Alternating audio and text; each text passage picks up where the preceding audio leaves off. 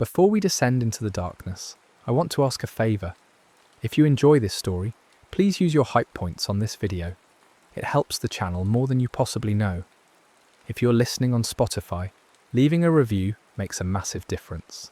And if you'd like, comment what time it is and where in the world you're listening from. We absolutely love seeing where everyone is tuning in. And of course, if you enjoy the content, consider subscribing. Now let's begin.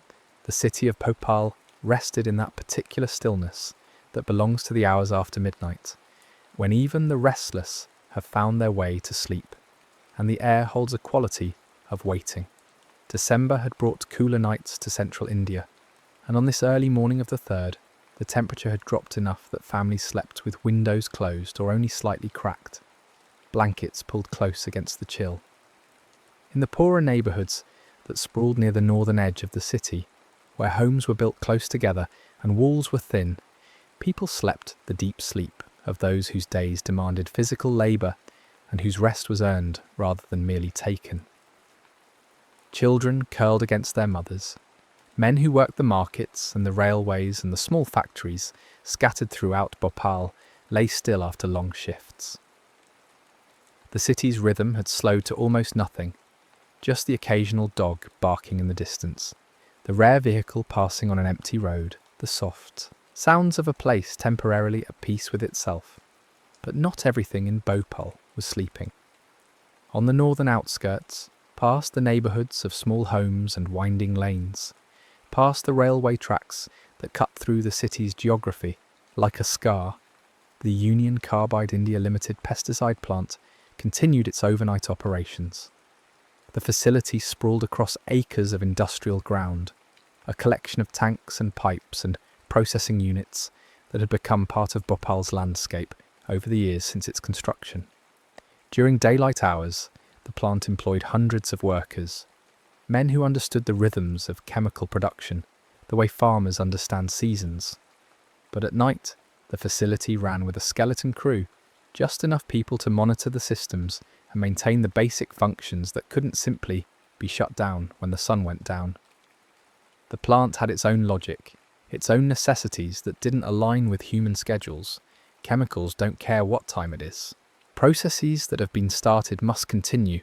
Tanks that hold reactive materials must be watched, cooled, contained according to specifications that were written by engineers and chemists who understood what happened when things went wrong. The plant produced carbaryl, a pesticide used on crops throughout India and beyond. The manufacturing process required methyl isocyanate as an intermediate compound, a chemical that carried significant hazards but also significant value in industrial production. MIC, as it was known in the shorthand of the industry, was stored in large underground tanks at the facility, held under carefully controlled conditions that were meant to prevent the kind of reaction that could turn storage into catastrophe. Temperature, pressure, purity of the material, integrity of the tanks and their safety systems. All of these factors had to align properly for the system to remain stable.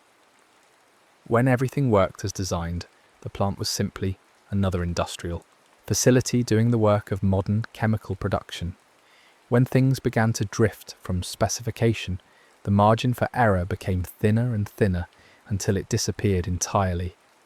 On this particular night, one of the storage tanks, designated Tank 610, held approximately 40 tons of methyl isocyanate. The tank sat partially buried, connected to a network of pipes and safety systems that were meant to provide multiple layers of protection against release. There was a refrigeration unit designed to keep the MIC cool, slowing any potential reaction.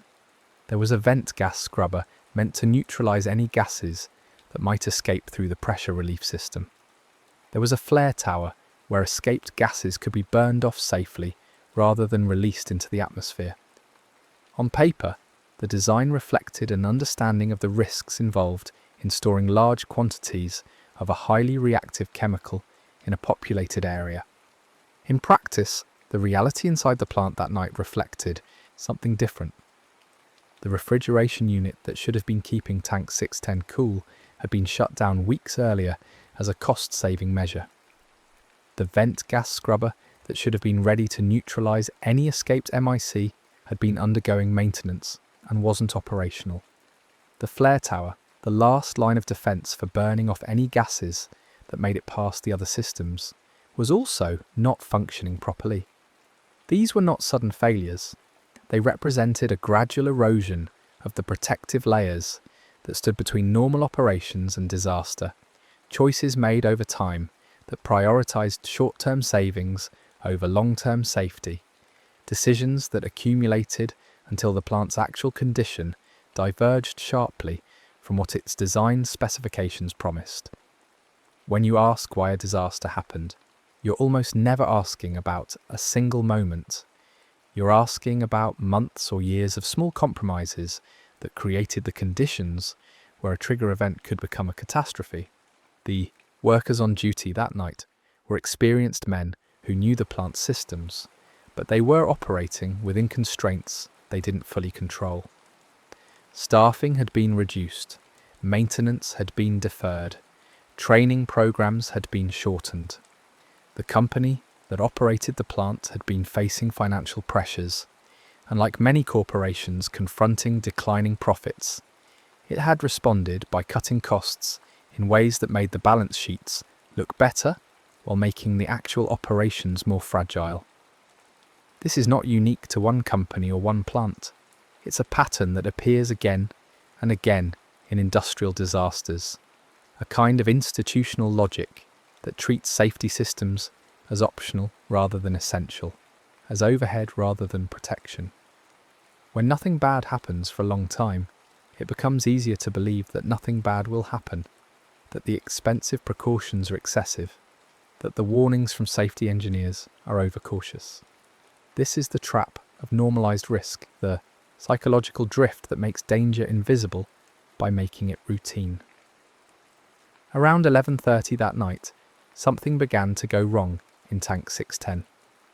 The exact sequence of events would be debated for years afterward, examined in investigations and court proceedings and technical analyses, but the fundamental reality was simple enough. Water entered the tank through a connection that should have been isolated, and when water mixed with methyl isocyanate, an exothermic reaction began. The temperature inside the tank started to rise. As temperature increased, so did pressure. The MIC began to boil, producing gases that built up inside the tank faster than the relief systems could handle them.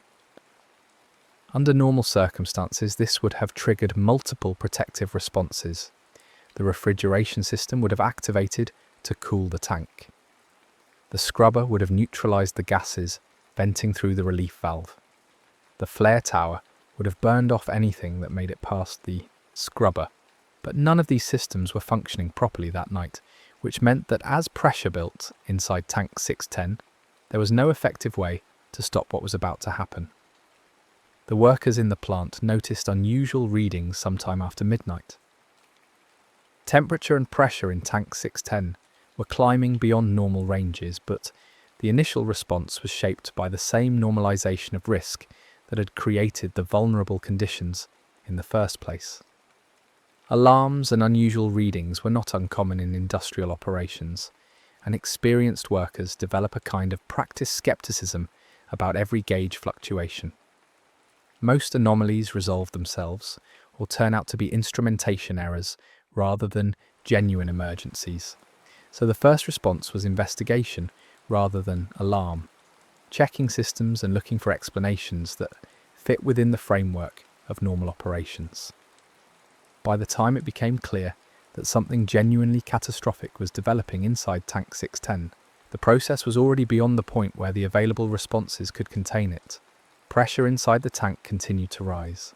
The temperature climbed past safe limits, past the point where the MIC remained stable, into ranges where the chemical became highly reactive and volatile. The relief valve, designed to prevent the tank from rupturing under excessive pressure, began venting gases into the atmosphere.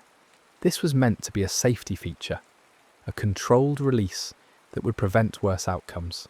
But in this case, with the scrubber offline and the flare tower non-functional, venting meant releasing highly toxic methyl isocyanate directly into the night air above Bhopal. The gas was heavier than air, which meant it didn't rise and dissipate into the upper atmosphere. Instead, it began to sink and spread, flowing like an invisible flood across the ground, moving with the night breeze toward the neighbourhoods, where thousands of people slept unaware. The release began around 12:30 in the morning on December 3rd and continued for approximately 2 hours. During that time, an estimated 30 to 40 tons of methyl isocyanate and other toxic gases escaped from the plant and spread across an area of approximately 40 square kilometres. The neighbourhoods closest to the plant were hit first and hardest, but the gas cloud continued spreading as the night progressed, reaching areas several kilometres away. The people who lived near the plant were among Bhopal's poorest residents, families who had settled in that area precisely because land was cheap near the industrial facility, because rents were low, because it was the place where people with limited resources could afford to live. They had no warning systems, no evacuation plans, no information about what was stored at the nearby plant or what they should do if something went wrong. When the gas reached their homes, they woke to a horror that had no visible source and no obvious escape. Methyl isocyanate attacks the eyes first. Even at low concentrations, it causes immediate irritation, burning, and excessive tearing. At higher concentrations, it can cause temporary or permanent blindness. People woke in darkness to find their eyes burning with an intensity that made it impossible to see, impossible to orient themselves, impossible to understand what was happening. Then came the respiratory effects. MIC reacts with the moisture in the lungs, producing heat and causing severe irritation and damage to the respiratory tract. People began coughing uncontrollably, gasping for air that only brought more of the toxic gas into their lungs, feeling their throats constrict and their breathing become laboured and desperate. Children woke crying, unable to tell their parents what was wrong, unable to understand why breathing had become so difficult and painful. Parents tried to help, tried to protect, but they were equally affected, equally blind and choking and confused. The instinct, when faced with something invisible and terrifying, is to run, to get away, to find safety somewhere else. But running requires knowing which direction to go, and in the darkness and confusion and pain, there was no clear direction. The gas was everywhere and nowhere, an invisible threat that couldn't be seen or fought or reasoned with. Some people ran toward the gas cloud, thinking they were escaping. Some ran in circles, disoriented. Some tried to go back for family members and collapsed before they could return. The neighbourhoods erupted into movement without coordination.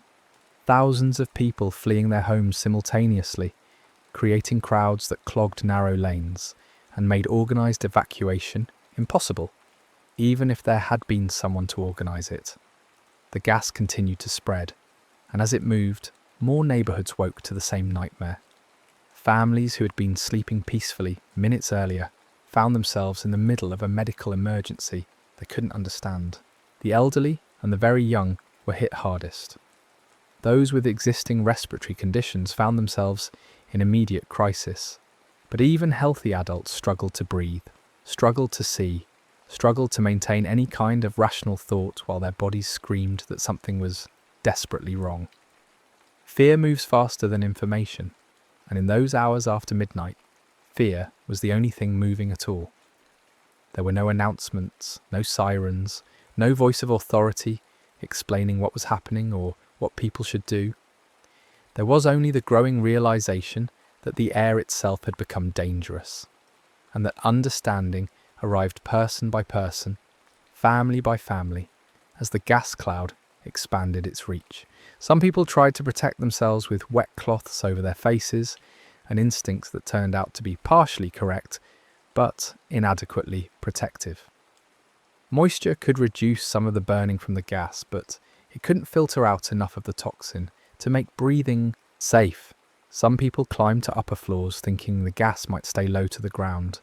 This sometimes helped, but the gas penetration was extensive enough that elevation alone wasn't protection.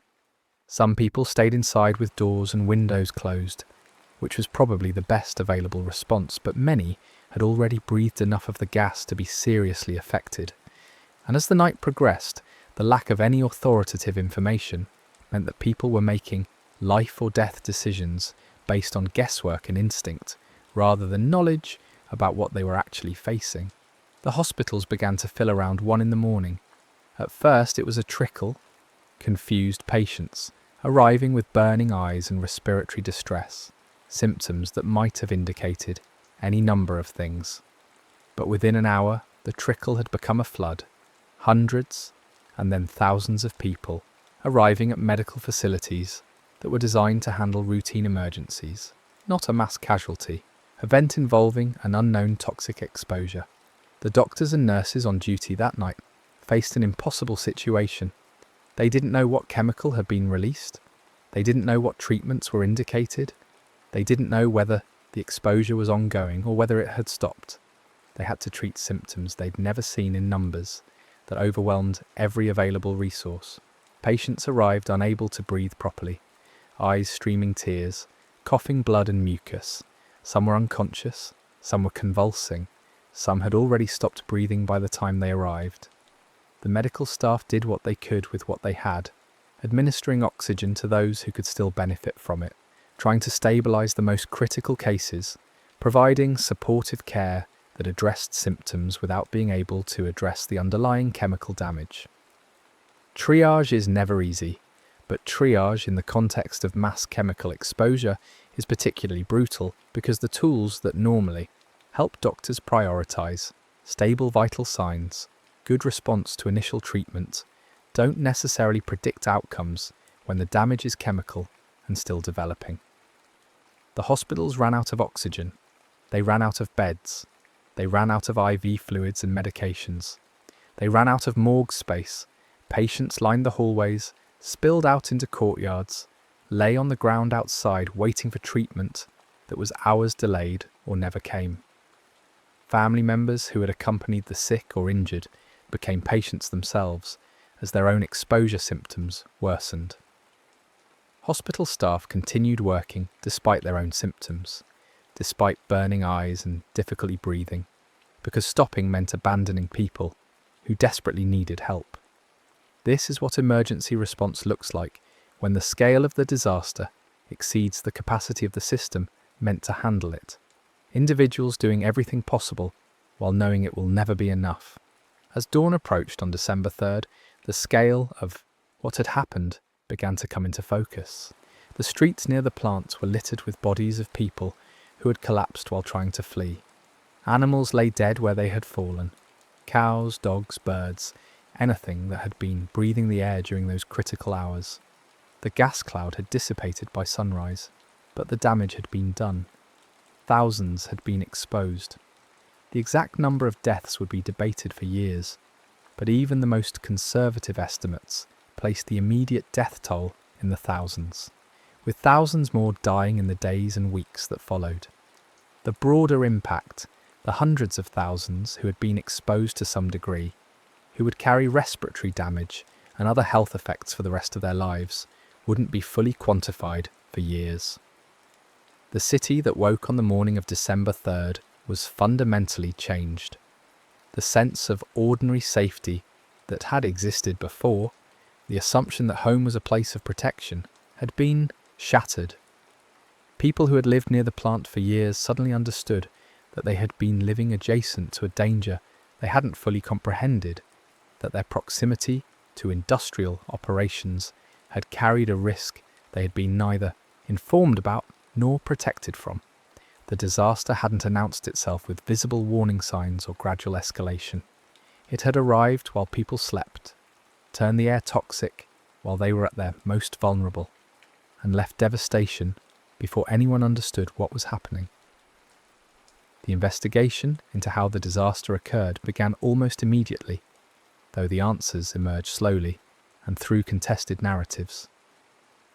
Union Carbide, the parent company that owned a majority stake in the Indian subsidiary that operated the plant, immediately faced questions about corporate responsibility and safety standards.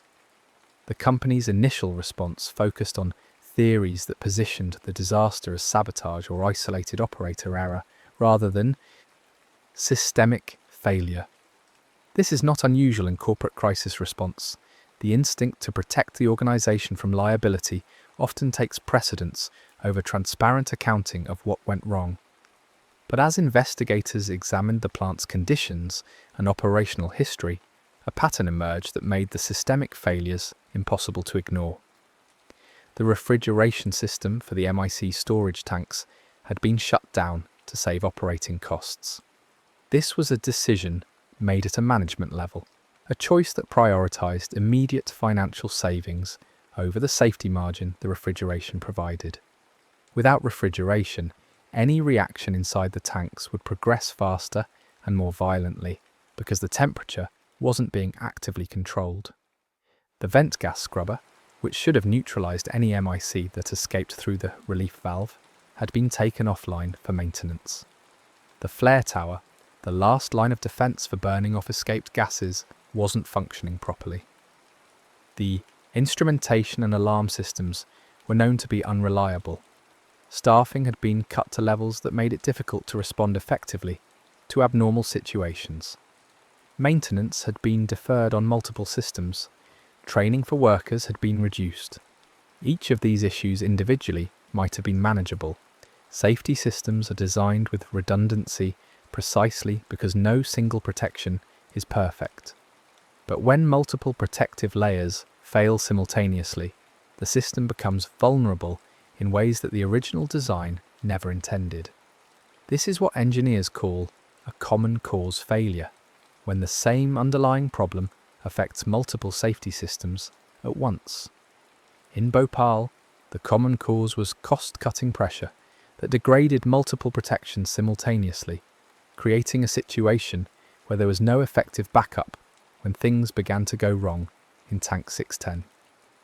The question of how water entered the tank became a focal point of investigation and dispute. Union Carbide suggested sabotage, implying that a disgruntled worker had deliberately introduced water to cause a reaction. This theory allowed the company to frame the disaster as an unforeseeable criminal act rather than the result of systematic safety degradation. But investigations by independent experts and government authorities found the sabotage theory unpersuasive. The more likely scenario involved water entering through a connection that should have been isolated during a routine cleaning procedure, combined with inadequate checking procedures and missing or improperly installed safety equipment that would normally have prevented such contamination. This wasn't sabotage. It was exactly the kind of error that safety systems are designed to catch and prevent. An error that becomes catastrophic only when the protective layers have already been stripped away. The regulatory environment in India at the time also came under scrutiny. Industrial regulation in developing countries often faces a tension between encouraging economic development and enforcing safety standards. Companies investing in industrial facilities bring employment and economic activity, which creates pressure on regulators to be accommodating rather than strict. In Bhopal, the regulatory oversight of the Union Carbide plant had been insufficient to catch or correct the degraded safety conditions. Inspections had been infrequent and often focused on documentation rather than actual operational conditions. When inspectors did identify issues, enforcement mechanisms were weak and slow. This created an environment where a company facing financial pressures could let safety standards slide without encountering sufficient pushback from regulatory authorities. The aftermath of Bhopal involved legal battles that stretched across decades, playing out in multiple jurisdictions and legal systems. Union Carbide faced criminal charges in India and civil litigation both in India and the United States. The company fought to limit its liability and to have cases heard in forums it considered more favourable to its interests. In 1989, the Indian government reached a settlement with Union Carbide for $470 million, intended to compensate victims and provide for medical care and economic rehabilitation. This settlement was controversial from the moment it was announced. Survivors and advocacy groups argued that the amount was grossly inadequate, given the scale of the disaster and the long-term health effects people were experiencing. The per-victim compensation worked out to amounts that many considered insulting, given the severity of injuries and ongoing health problems. The settlement also didn't resolve all questions of accountability. Criminal charges remained pending against Union Carbide executives, though the company successfully resisted extradition attempts and executives never faced trial. In 2010, 26 years after the disaster, 7 Indian nationals who had been officials at the plant were convicted of criminal negligence and received 2-year sentences and fines. For many survivors, this felt like justice delayed to the point of meaninglessness, token accountability that arrived after many of the people most affected had already died, and after the corporate structure that had created the conditions for disaster had long since evolved and changed. The question of fair compensation for industrial disasters is inherently difficult because there's no amount of money that can undo death or restore health or compensate for years of suffering. But the inadequacy in Bhopal went beyond the inherent limitations of compensation to reflect broader patterns of how multinational corporations operate in developing countries. The same company that might face strict regulatory oversight and substantial liability in its home country can operate under much looser standards when it builds facilities abroad, particularly in countries where regulatory systems are weaker and where legal remedies are more limited. This creates a kind of risk export, where hazardous operations are located in places where the consequences of failure are borne by populations that have less power to demand protection. The Bhopal disaster didn't end when the gas cloud dissipated, or when the immediate casualties were counted, or even when the legal settlement was reached. For the people who had been exposed, the disaster became a chronic condition, something they carried in their bodies and their lives for decades afterward. Respiratory problems persisted, making it difficult to work or engage in normal physical activity. Eye damage left many with impaired vision or blindness. Neurological effects emerged, including cognitive difficulties and psychological trauma. Women who had been exposed during pregnancy faced higher rates of stillbirth and birth defects. Children born after the disaster in families that had been exposed showed elevated rates of various health problems. The medical and scientific literature on long-term effects of MIC exposure is extensive and sobering, documenting how a single night of chemical exposure created health burdens that persisted across generations. The economic impact of these health effects compounded the direct harm. People who could no longer work at full capacity or who required ongoing medical care faced financial hardship that extended the disaster from a moment of acute crisis into a chronic condition of poverty and struggle. The Indian government established medical monitoring and treatment programs, but these were often underfunded and overwhelmed by the number of people requiring care. Access to quality treatment depended heavily on economic resources that many survivors didn't have. This is another pattern common to industrial disasters. The immediate harm is often followed by years of secondary effects that are less visible but no less real, creating what amounts to a slow-motion catastrophe that unfolds across time. The environmental contamination at the plant site itself became another long-term issue. After the disaster, the plant was shut down and eventually abandoned, but the chemicals and waste materials that had been part of its operations remained on site.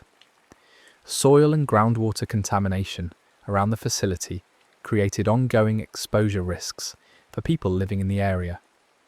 Studies found elevated levels of toxic substances in wells near the plant, raising concerns about drinking water safety. Cleanup efforts were slow and contested, with arguments about who was responsible for funding and implementing remediation. The abandoned plant became a toxic landmark, a physical reminder of the disaster, and an ongoing source of environmental health concerns.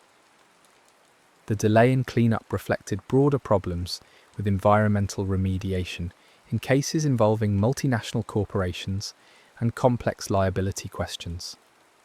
Union Carbide argued that it had transferred ownership of the plant to the Indian subsidiary and therefore wasn't responsible for site cleanup. The Indian government and local authorities had limited resources for environmental remediation and faced difficulties compelling action from corporate entities that had legal and financial resources to resist. As a result, the contamination persisted for decades, with the site remaining a source of concern until cleanup efforts finally gained momentum in the 2020s, 40 years after the original disaster. This multi-decade delay in addressing environmental contamination is almost unfathomable from the perspective of acute crisis response, but it reflects the reality of how slowly institutions move when responsibility is contested and when the people most affected lack political and economic power. The families living near the abandoned plant didn't have the resources to force cleanup or to relocate to safer areas. They became trapped in a situation where their continued exposure to contamination was a known problem that nonetheless persisted year after year, creating what amounts to an ongoing disaster layered on top of the original acute event. The psychological impact of living through Bhopal and its aftermath created trauma that extended beyond the physical health effects. Survivors experienced anxiety, depression, and post-traumatic stress related to their experiences during the gas leak and to the ongoing uncertainty about their health and their children's health.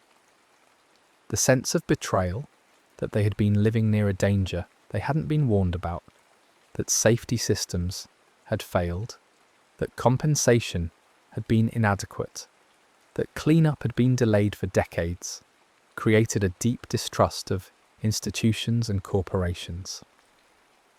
This kind of institutional betrayal trauma is well documented in disaster research, and it can be as debilitating as the direct effects of the event itself, because it undermines the foundational sense that the world is reasonably safe and that there are systems and authorities that will protect you from harm. Children who were born after the disaster and who grew up in its shadow carried a different kind of burden. They inherited the health effects through exposure to contaminated environments and through the physiological impacts their parents had experienced. They also inherited the social and economic consequences, growing up in families that were struggling with disability and poverty, in communities that bore the stigma and ongoing effects of the disaster. For these children, Bhopal wasn't a historical event they learned about. It was the continuing context of their lives, shaping their opportunities and health outcomes in ways that made the past inseparable from the present. The broader lessons from Bhopal have been extensively analysed in the fields of industrial safety, environmental regulation, and corporate responsibility. The disaster demonstrated conclusively that safety systems cannot be treated as optional or as areas where cost-cutting won't have consequences. The multiple protective layers that had been degraded or disabled at the plant existed for precisely this reason, to ensure that normal operational errors wouldn't cascade into catastrophe. When those layers were stripped away to save costs, the margin for error disappeared entirely, and what should have been a contained problem became a disaster that killed thousands. The disaster also highlighted the particular vulnerabilities created when hazardous industrial facilities are located near dense residential populations. The decision to allow residential development near the Union Carbide plant, or conversely to allow the plant to operate adjacent to residential areas, reflected failures in land use planning and zoning that are common in rapidly developing areas. Poor populations settle near industrial facilities because land is cheap, while industrial operations are attracted to areas where land costs are low and regulatory oversight is limited. This creates dangerous proximity that turns industrial accidents into community catastrophes, as Bhopal demonstrated with devastating clarity. The international dimension of the disaster raised important questions about corporate responsibility that continue to be relevant.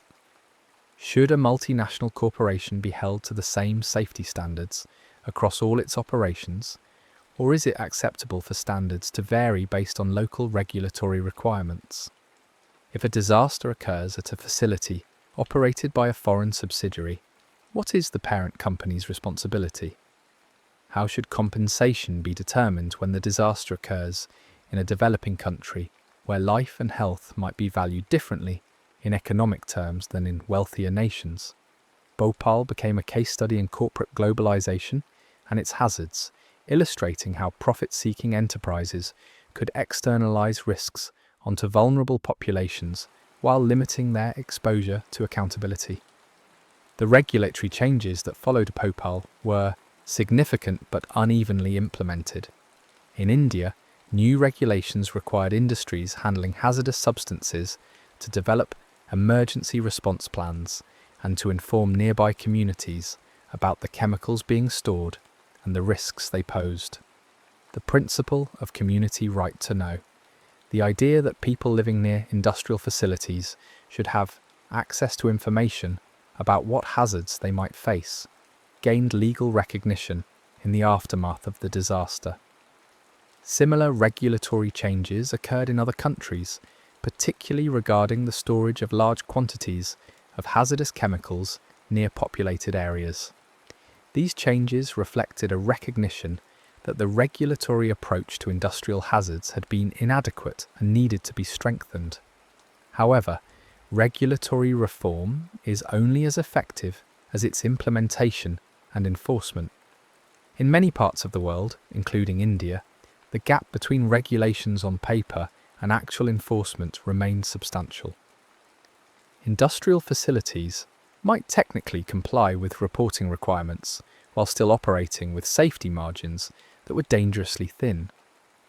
The economic pressures that drove the cost-cutting at Bhopal didn't disappear with new regulations.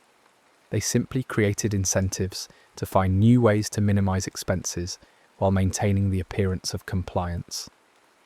This ongoing tension between safety as a principle and profit as an imperative means that the lessons of Bhopal need to be continually relearned and reinforced, not just absorbed once and then assumed to be permanently integrated into industrial practice. The human dimension of Bhopal, the individual stories of people who lived through that night and its aftermath, provides a necessary counter to the abstract discussions of regulation and corporate responsibility. Each person who died had a name and a life that was cut short. Each person who survived carried specific injuries and losses that shaped their subsequent years. A man who had been a labourer and could no longer do physical work after his lungs were damaged. A woman who had been pregnant and whose child was stillborn or born with complications. A child who woke up blind and had to navigate a suddenly inaccessible world. These individual experiences aggregate into statistics and death tolls, but they never lose their fundamental particularity, the specific human reality of pain and loss and struggle. The survivor communities that formed after Bhopal became important sources of advocacy and mutual support. Organisations led by survivors pushed for better compensation, for adequate medical care, for environmental clean-up, for accountability from Union Carbide and its successors. These groups kept the disaster in public consciousness when there were strong institutional incentives to let it fade from attention, and they provided practical assistance to people navigating the complex bureaucracies of compensation and medical care. This kind of survivor organising is common in the aftermath of major disasters, and it serves both practical and psychological functions, helping people meet concrete needs while also providing a sense of agency and community in the face of institutions that can feel impersonal or hostile. The memory of Bhopal in India remains vivid and contested. For some, it represents the costs of industrialisation without adequate safeguards, a warning about what happens when economic development proceeds without sufficient attention to safety and environmental protection. For others, it represents the predatory behaviour of multinational corporations in developing countries, an example of how economic power can externalise risks onto vulnerable populations. For survivors and their families, it remains a lived reality rather than a historical event, something that continues to shape daily life through health problems, economic hardship, and the psychological weight of trauma and injustice. These different framings aren't mutually exclusive, but they reflect different perspectives on what the disaster means and what lessons should be drawn from it. Internationally, Bhopal became a reference point for discussions about industrial safety and corporate accountability. When similar disasters occurred or were narrowly avoided, Bhopal was invoked as the example of what happens when protective systems fail. The disaster influenced international treaties and guidelines about the transport and storage of hazardous chemicals, about emergency planning, about corporate responsibility for subsidiary operations. It became part of the education of engineers and safety professionals, a case study in how systems fail and what the consequences can be when they do. This incorporation into professional training and regulatory thinking represents a kind of institutional learning, though whether that learning is deep enough or consistent enough to prevent future disasters remains an open question. The question of whether another Bhopal could happen, or whether something similar has already happened in less documented contexts, is sobering. The conditions that created Bhopal, cost pressure leading to safety degradation, weak regulatory oversight, hazardous facilities near vulnerable populations, inadequate emergency planning, exist in many places around the world. Chemical production continues to grow, and while safety technology has improved, the fundamental tensions between profit maximization and safety investment remain. Every year, smaller industrial accidents occur that demonstrate the same patterns of degraded safety systems and inadequate response. Whether these accumulate into another catastrophe on the scale of Bhopal depends partly on luck and partly on whether the institutions responsible for oversight and enforcement are sufficiently robust to catch and correct dangerous conditions before they reach the point of failure. The ethical questions raised by Bhopal extend beyond immediate issues of corporate responsibility to deeper questions about acceptable risk and distributive justice.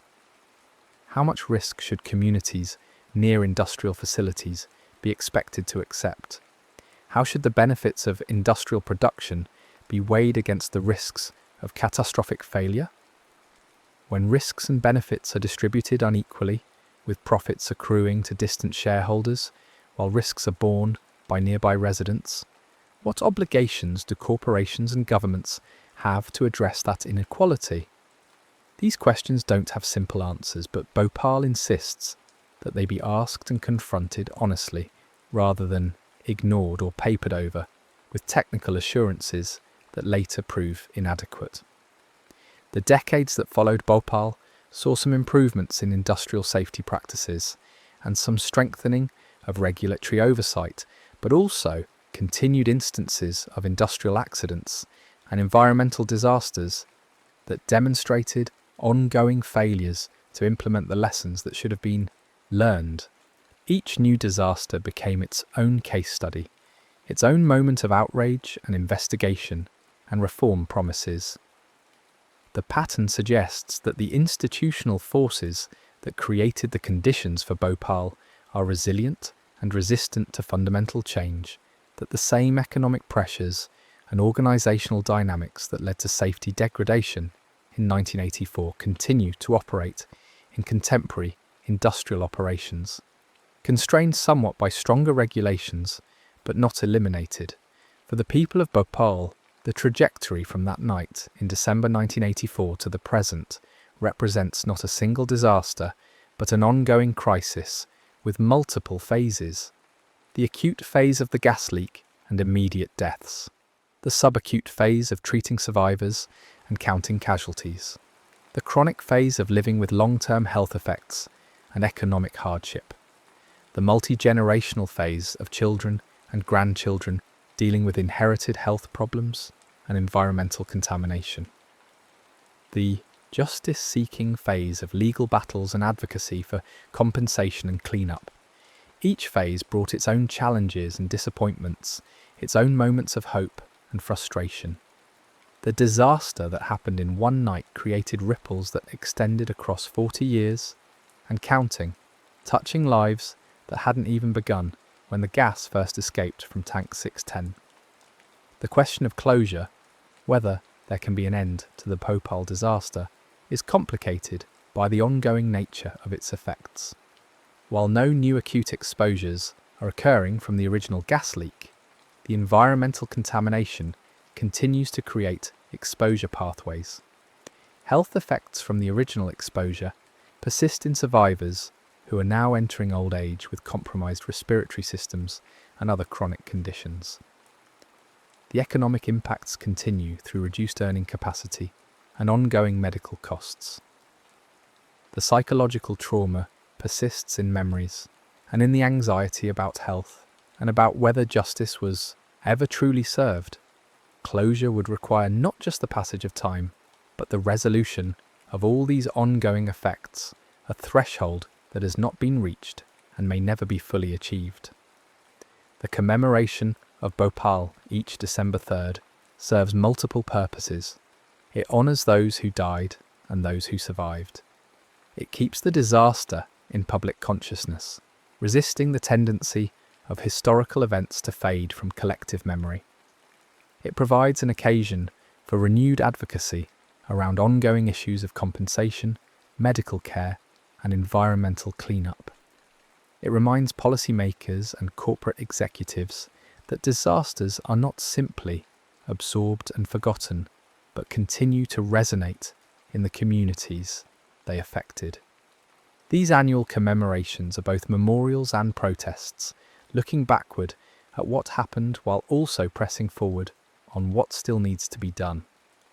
The environmental cleanup that finally began in earnest in the early 2020s represented a kind of progress, but progress that came so late that multiple generations had already been exposed to contamination that might have been prevented with earlier action. The removal of toxic waste from the site was technically complex and expensive, requiring specialised handling and disposal procedures for materials that had been degrading and reacting on site for decades. The fact that this cleanup took 40 years to begin demonstrates how difficult it is to compel action on environmental remediation when responsibility is contested and when the people most affected lack political power. It also demonstrates that some aspects of disaster response and recovery operate on timescales that extend far beyond the acute emergency phase, requiring sustained attention and resources over periods that challenge the institutional capacity of governments and corporations to maintain commitment. The medical monitoring programs established for Bhopal survivors have provided important data on the long-term health effects of acute chemical exposure, but they have also been criticised for being inadequately funded and for providing insufficient access to quality treatment. The tension between generating scientific knowledge about health effects and actually providing medical care to the people experiencing those effects reflects a broader challenge in disaster response: the temptation to study and document suffering without adequately addressing it. For survivors, being a subject of research without receiving commensurate benefits can feel like another form of exploitation, another way in which their disaster has been used by others without sufficient reciprocal support. The question of what Bhopal means for contemporary industrial society remains open and contested. In one framing, it's a historical disaster that led to important reforms and that demonstrates the progress that has been made in industrial safety since 1984. In another framing, it's a warning that remains current because the fundamental conditions that created it, profit pressure, regulatory capture, environmental injustice, continue to exist and create ongoing risks. Both framings contain elements of truth. Industrial safety has improved in many ways since 1984, with better technology, stronger regulations, and greater awareness of the need for protective systems. But the economic and organisational dynamics that led to safety degradation in Bhopal haven't been eliminated, and similar patterns continue to emerge in industrial accidents around the world. The legacy of Bhopal for chemical safety regulation is substantial but incomplete. The disaster spurred the development of process safety management systems that require companies to identify and control hazards in their operations. It led to emergency planning requirements that mandate preparation for worst-case scenarios. It strengthened community right-to-know laws that require disclosure of chemical hazards. These regulatory advances represent genuine progress, institutional learning that has likely prevented some accidents that might otherwise have occurred. But regulation is only as effective as enforcement, and enforcement depends on regulatory agencies having adequate resources and political support to challenge powerful industrial interests. The strength of regulatory systems varies enormously across jurisdictions and over time, creating patchwork protection that leaves gaps where disasters can still occur. The corporate response to Bhopal, both from Union Carbide specifically and from the chemical industry more broadly, has been studied extensively as an example of crisis management and corporate responsibility. Union Carbide's immediate response focused on limiting liability and managing public perception, strategies that are common in corporate crisis response, but that can conflict with the imperative to provide transparent information and adequate assistance to affected communities. The industry's broader response included some genuine improvements in safety practices and some public relations efforts aimed at rebuilding trust without necessarily changing underlying behaviours. Distinguishing between substantive reform and performative reassurance requires close attention to actual practices rather than just public statements, a task that is difficult for outside observers and even for regulatory authorities. The role of media coverage in shaping public understanding of Bhopal demonstrates both the power and the limitations of journalism in covering complex industrial disasters. The immediate coverage provided graphic images and emotional stories that brought the human cost of the disaster into sharp focus, generating public outrage and political pressure for response. But the complexity of the technical and regulatory failures that created the conditions for the disaster was harder to convey in news coverage that needed to be accessible and engaging. The result was often a focus on dramatic moments and visible consequences without adequate attention to the systemic failures that made the disaster possible. This pattern is common in disaster coverage and creates challenges for public understanding of what prevention would actually require. The academic literature on Bhopal spans multiple disciplines: engineering, public health, environmental science, sociology, law, ethics, business management, and provides detailed analyses of different aspects of the disaster and its aftermath. This scholarship has been valuable in documenting what happened and in identifying lessons that might prevent future disasters. But there's a risk that academic analysis can become disconnected from the lived experience of survivors and from the practical challenges of implementing reforms in real-world contexts. The most useful scholarship maintains connection to the human dimension of the disaster, while also providing rigorous analysis of technical and institutional failures, a balance that isn't always easy to achieve. The representation of Bhopal in popular culture, films, books, art, music, has helped keep the disaster in public consciousness and has provided ways for people to engage with its meaning beyond technical analyses and regulatory discussions. These cultural works often emphasize the human stories and the injustice of inadequate accountability, providing emotional connection that can motivate continued advocacy and reform efforts.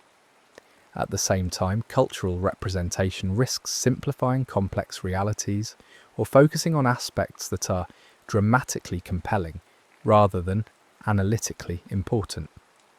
The relationship between cultural memory and historical accuracy is always complicated, particularly for events that continue to resonate in contested ways.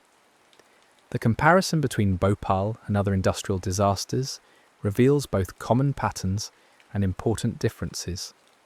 The 1976 Seveso disaster in Italy, the 1984 San Juanico disaster in Mexico City, the 1986 Chernobyl nuclear accident, the 2010 Deepwater Horizon oil spill, the 2013 Rana Plaza building collapse in Bangladesh. Each of these events has its own specific causes and contexts, but they share common themes of cost pressure leading to safety degradation, regulatory failures, inadequate emergency response, and disproportionate impacts on vulnerable populations. Studying these disasters together reveals systemic patterns in how industrial hazards are managed and how disasters unfold when protections fail. It also reveals how difficult it is to maintain institutional learning across time and across different industrial sectors and geographic contexts. The question of prevention, what would it actually take to ensure that another Bhopal doesn't happen, requires confronting uncomfortable truths about the relationship between industrial production, economic pressure, and safety. Perfect safety is impossible, but the level of safety achieved in any given context depends on how organizations and societies are willing to invest in protective systems and how rigorously those systems are maintained. This isn't primarily a technical question, but a question of values and priorities. When safety systems are treated as costs to be minimized rather than as essential infrastructure to be maintained, the risk of catastrophic failure increases. When regulatory oversight is weakened or when enforcement is inadequate, the constraints that prevent cost-cutting from degrading safety are removed.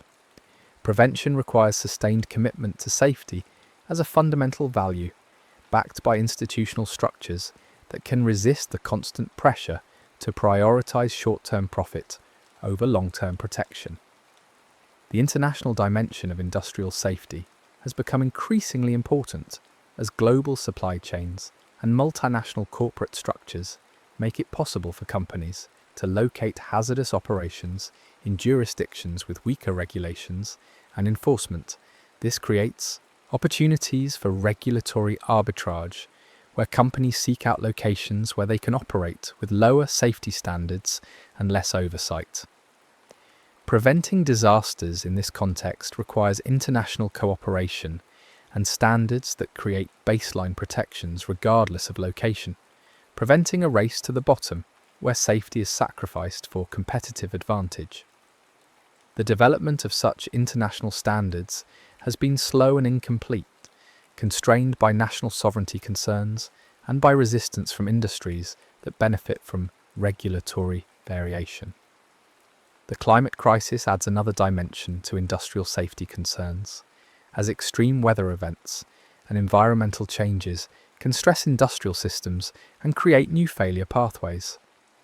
Chemical facilities designed for one climate regime may face different risks as temperatures rise, precipitation patterns change, and extreme events become more frequent. The interaction between climate change and industrial hazards is an emerging area of concern that requires integrating climate adaptation into industrial safety planning. This adds complexity to already difficult safety management challenges and underscores how environmental and industrial risks are increasingly interconnected rather than separate domains. The economic development context in which Bhopal occurred, a developing country seeking to build industrial capacity and create employment, remains relevant because similar dynamics continue in many parts of the world today. The tension between economic development goals and environmental and safety protection creates pressure to accept risks that might not be tolerated in wealthier countries. This raises fundamental questions about environmental justice and whether it's acceptable for the hazards of industrial production to be systematically located in poorer regions where populations have less political power to resist. Addressing these questions requires confronting global economic inequalities and power imbalances, challenges that extend far beyond industrial safety regulation.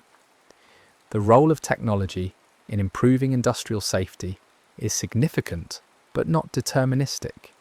Better sensors, more sophisticated control systems, improved emergency shutdown capabilities.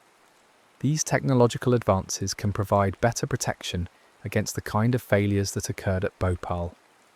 But technology is only as reliable as the maintenance and operational practices that support it. Sophisticated safety systems that are poorly maintained or that are overridden to save costs provide little actual protection. The Bhopal disaster demonstrated that the existence of safety systems, on paper or in design, doesn't guarantee protection in practice.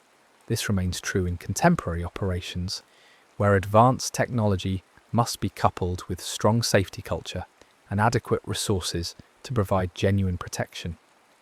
The concept of safety culture, the organizational norms and values that determine how seriously safety is taken in day-to-day operations, has become increasingly central to industrial safety management since Bhopal.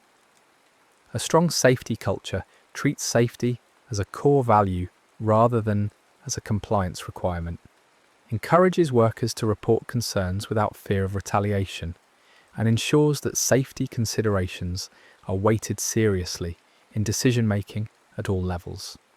Building and maintaining such a culture requires ongoing effort and leadership commitment.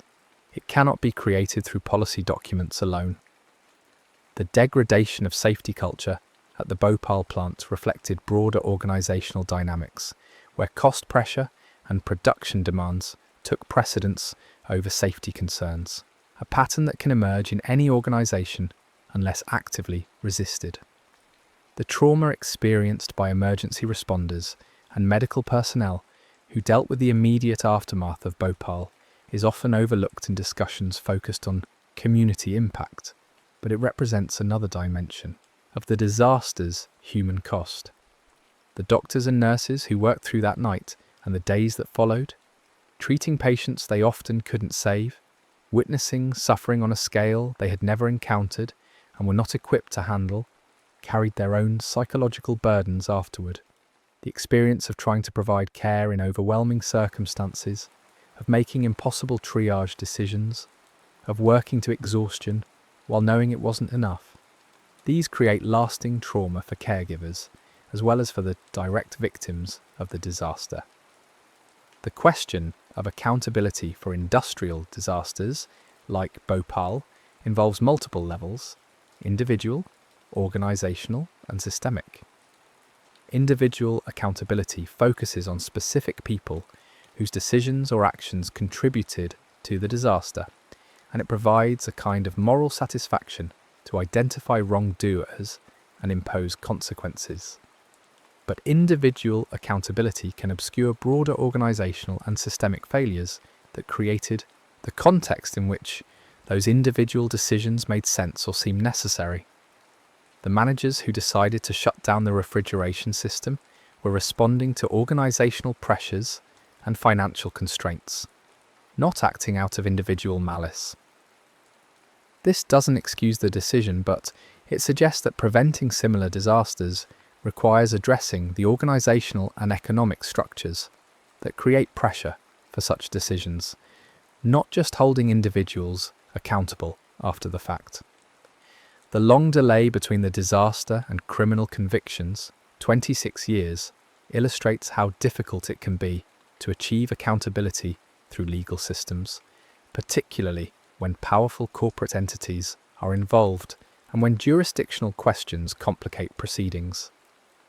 The length of such legal processes can defeat their purpose if the people most directly harmed die before seeing any resolution, or if organizational changes mean that the people ultimately held accountable are different from those who made the critical decisions. This isn't to suggest that legal accountability is worthless, but rather that it has significant limitations as a mechanism for justice in complex industrial disasters involving corporate actors with resources to resist and delay legal processes. The economic arguments that are sometimes made to justify accepting higher levels of industrial risk in developing countries, that poorer countries can't afford the same level of safety protection as wealthy countries, that development requires accepting some additional risk, deserve critical examination. While it's true that poorer countries face resource constraints that make some safety investments difficult, it's also true that the human cost of disasters is arguably higher in contexts where people have fewer resources to cope with health impacts and economic losses. The argument that poor people should accept higher risks because their lives are worth less in economic terms is morally indefensible, but it implicitly underlies some policy choices about acceptable risk levels and safety investments in different contexts.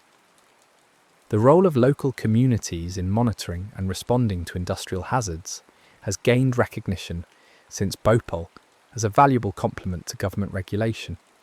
Community-based monitoring can identify problems that regulators might miss and can provide earlier warning of deteriorating conditions.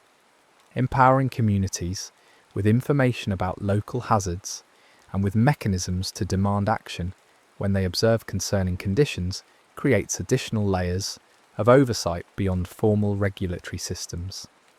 However, this also shouldn't become a way to shift responsibility for safety onto communities rather than ensuring adequate regulatory oversight and corporate compliance with safety standards. Community involvement should complement rather than replace professional regulation and corporate responsibility. The relationship between economic inequality and disaster vulnerability is clearly illustrated by Bhopal, where the people most affected were those who lived near the plant, precisely because they couldn't afford to live anywhere else. This pattern, where environmental hazards are disproportionately located near poor communities, is well documented globally and reflects how economic power shapes the distribution of both benefits and burdens from industrial activity. Addressing environmental justice requires not just better safety practices at individual facilities, but also attention to the land use, zoning, and economic structures that create and perpetuate these disparate exposures. The scientific uncertainty about long-term health effects from acute toxic exposure creates additional challenges for survivors seeking compensation and care. While there's clear evidence that MIC exposure caused significant health impacts, the specific attribution of individual health problems to the Bhopal exposure decades later involves scientific complexity that can be exploited by entities seeking to minimize liability.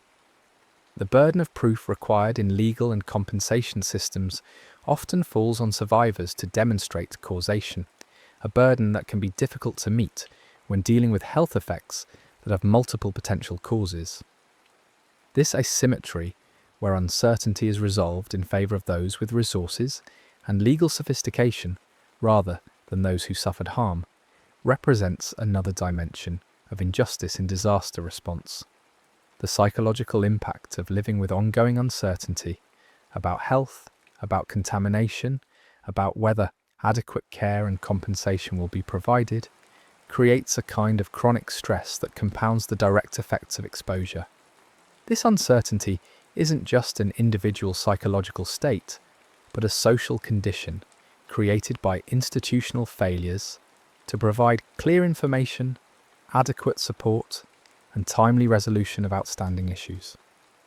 Reducing this uncertainty would require institutions to prioritize transparency and decisive action even when some aspects of the situation remain scientifically uncertain, an approach that conflicts with institutional tendencies toward caution and risk avoidance in making commitments. The global chemical industry's response to Bhopal included the creation of the Responsible Care Initiative, a voluntary industry program aimed at improving safety performance and rebuilding public trust after the disaster. Voluntary industry initiatives can contribute to improved practices by creating norms and expectations within industry communities and by providing frameworks for sharing best practices. However, voluntary programs also have inherent limitations.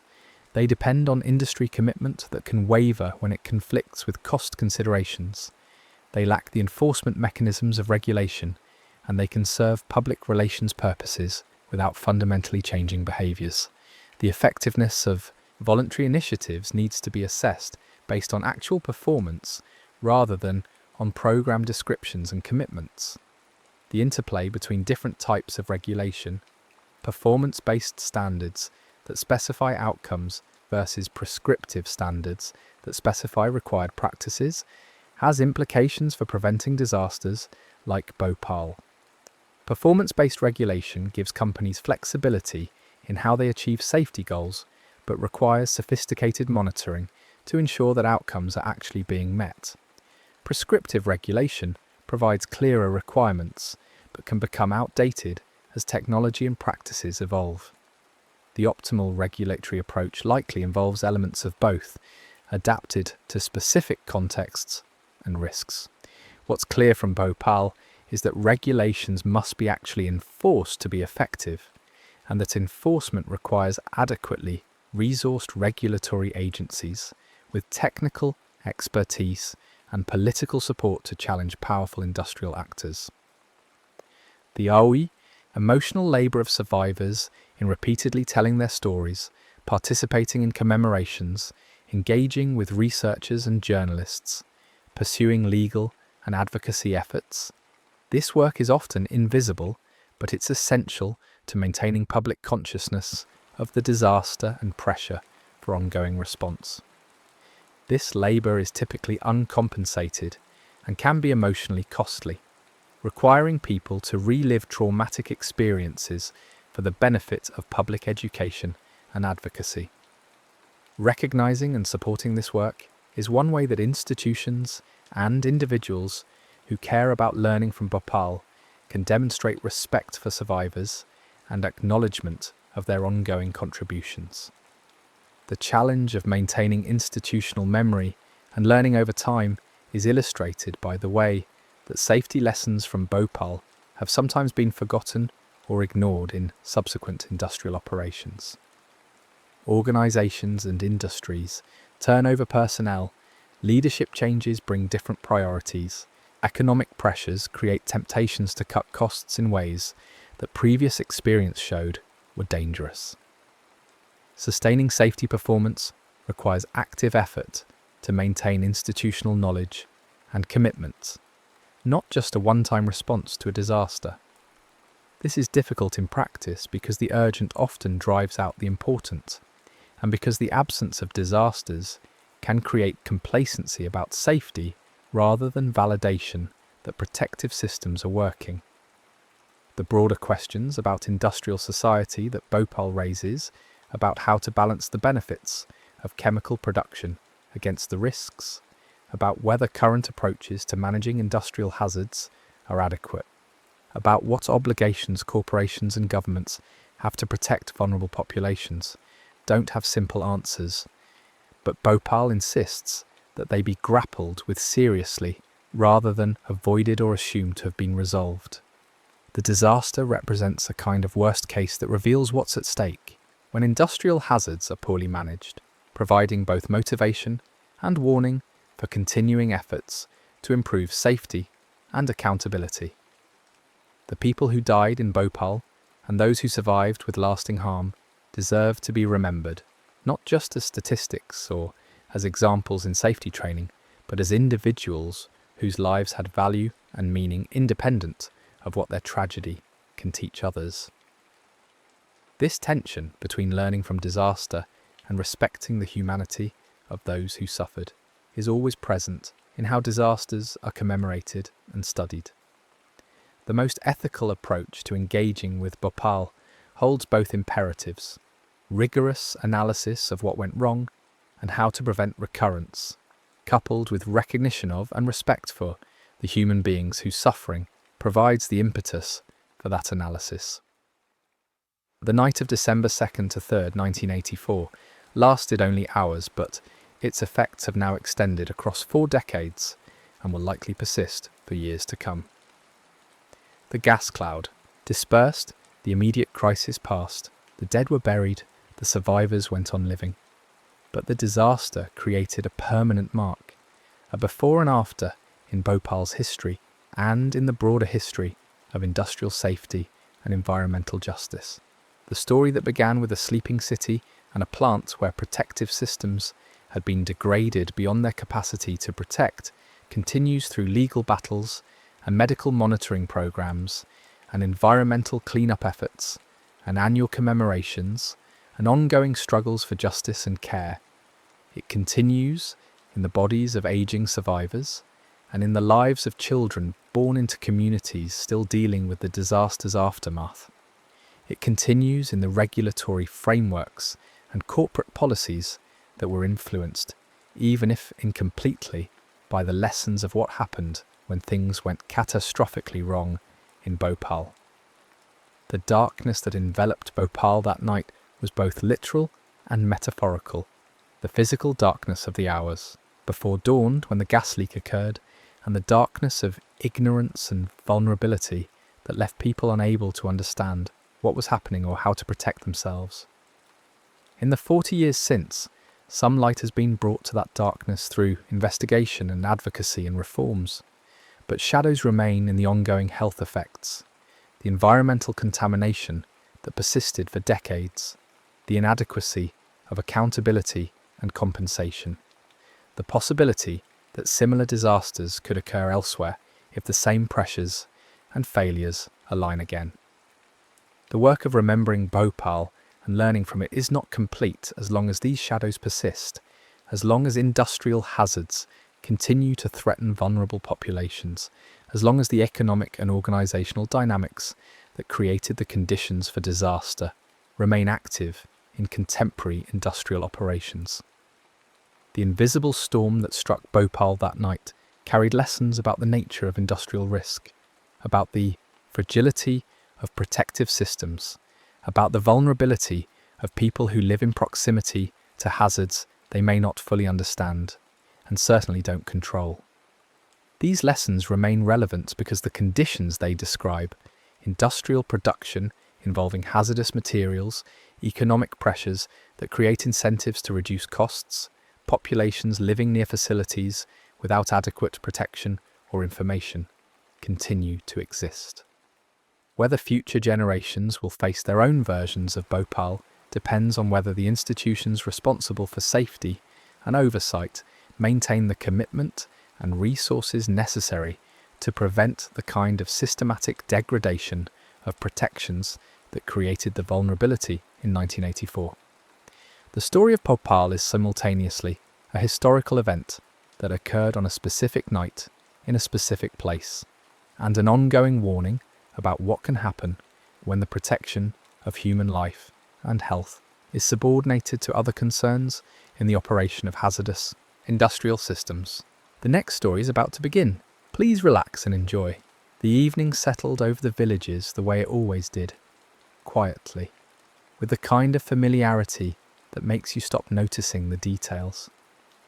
Doors closed against the cooling air, fires dimmed to embers, voices dropped to murmurs and then to nothing as families found their way to sleep. In the highlands of Cameroon, where the land rolls in waves of green and volcanic soil runs deep and rich, the night of August 21st, 1986 began like any other night had begun for generations. Lake Nyos sat in its crater a few kilometres away, dark and still under the stars. It was the kind of lake that people lived near without thinking much about. Deep, yes, and oddly circular in the way crater lakes are, but not remarkable in the day-to-day sense. It didn't flood, it didn't dry up, it simply existed, a pocket of water held in old volcanic stone, reflecting the sky when the light was right, and otherwise just being there, part of the landscape, part of the backdrop to ordinary life. Children knew its shores, cattle drank from its edges, no one feared it. Why would they? It had been there longer than memory, longer than the oldest stories anyone still told. It was as permanent and unremarkable as the hills themselves. The villages, Nios, Kam, Char, Subam, and others scattered across the valleys, were small, tight communities where everyone knew everyone, where the rhythms of farming and family shaped the passage of time. The work was hard but predictable. The seasons turned. Crops grew or didn't grow. Babies were born, old people died, and life continued in the way life does, when it's rooted in a place that doesn't change much from year to year. On that particular evening, there was nothing unusual. No tremors in the ground, no strange smells in the air, no animals behaving oddly, no sudden weather, no signs that the universe was about to deliver something incomprehensible. People ate their meals. They talked about the things people talk about: work to be done tomorrow, a neighbour's health, a child's progress, the small concerns that fill the spaces between dawn and sleep. And then they slept. The air was cool but not cold. The darkness was complete in the way it only is far from cities, where there are no streetlights to soften the night, no ambient glow to remind you that the world is full of people doing things. Just stars if you looked up, and the quiet sounds of a place settling down, the occasional rustle of leaves, the faint call of something nocturnal, the whisper of wind moving through the valleys. Lake Nios, in its crater, sat in that same darkness. From above, if anyone had been watching from the hills, it would have looked like a dark mirror, a perfectly still surface catching nothing because there was no light to catch. The water was deep, over 200 meters in places, and the shape of the lake itself told a story that most people didn't think about. This was a volcanic crater, a place where the earth had once opened and then sealed itself again, leaving behind a basin that filled with rainwater and runoff over centuries. Volcanic landscapes have a particular character. The soil is fertile because it's full of minerals that plants love. The stone is often dark and porous, shaped by heat and pressure and rapid cooling. And beneath the surface, in places where the rock is fractured or the mantle still sends up slow reminders of its presence, gases seep upward. Carbon dioxide mostly, along with traces of other things, moving through cracks and fissures at a pace that geological time measures in patience. These gases don't usually matter. They vent into the air and disperse. They dissolve into groundwater and flow away. They become part of the background chemistry of the earth, invisible and irrelevant to anyone living on top of it. But sometimes, under the right conditions, they accumulate. Lake Nios was deep and stratified, which means the water didn't mix much between the surface and the bottom. The top layer, warmed by the sun and stirred by wind, stayed relatively light and mobile. But below a certain depth, the water was colder, denser, and still, protected from circulation by its own weight and the stable temperature gradient. This kind of layering is common in deep lakes, especially in tropical climates where the surface heats up, but the depths remain cool year-round. What made Lake Nios different, what made it dangerous in a way no one understood, was what was happening far below. Carbon dioxide, seeping up from magma chambers deep in the earth, was dissolving into that cold, still water at the bottom of the lake.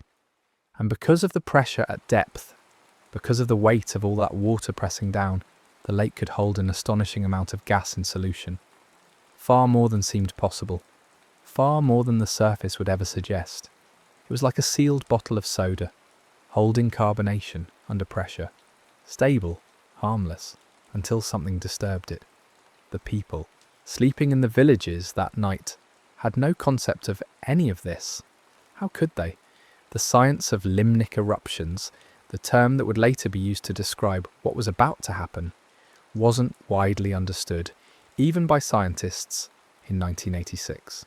There were theories, a few documented cases from other parts of the world, but nothing that had prepared anyone for the scale of what a large, deep crater lake could do if it released its stored gas all at once. So they slept, and the lake sat in its crater, and the night continued.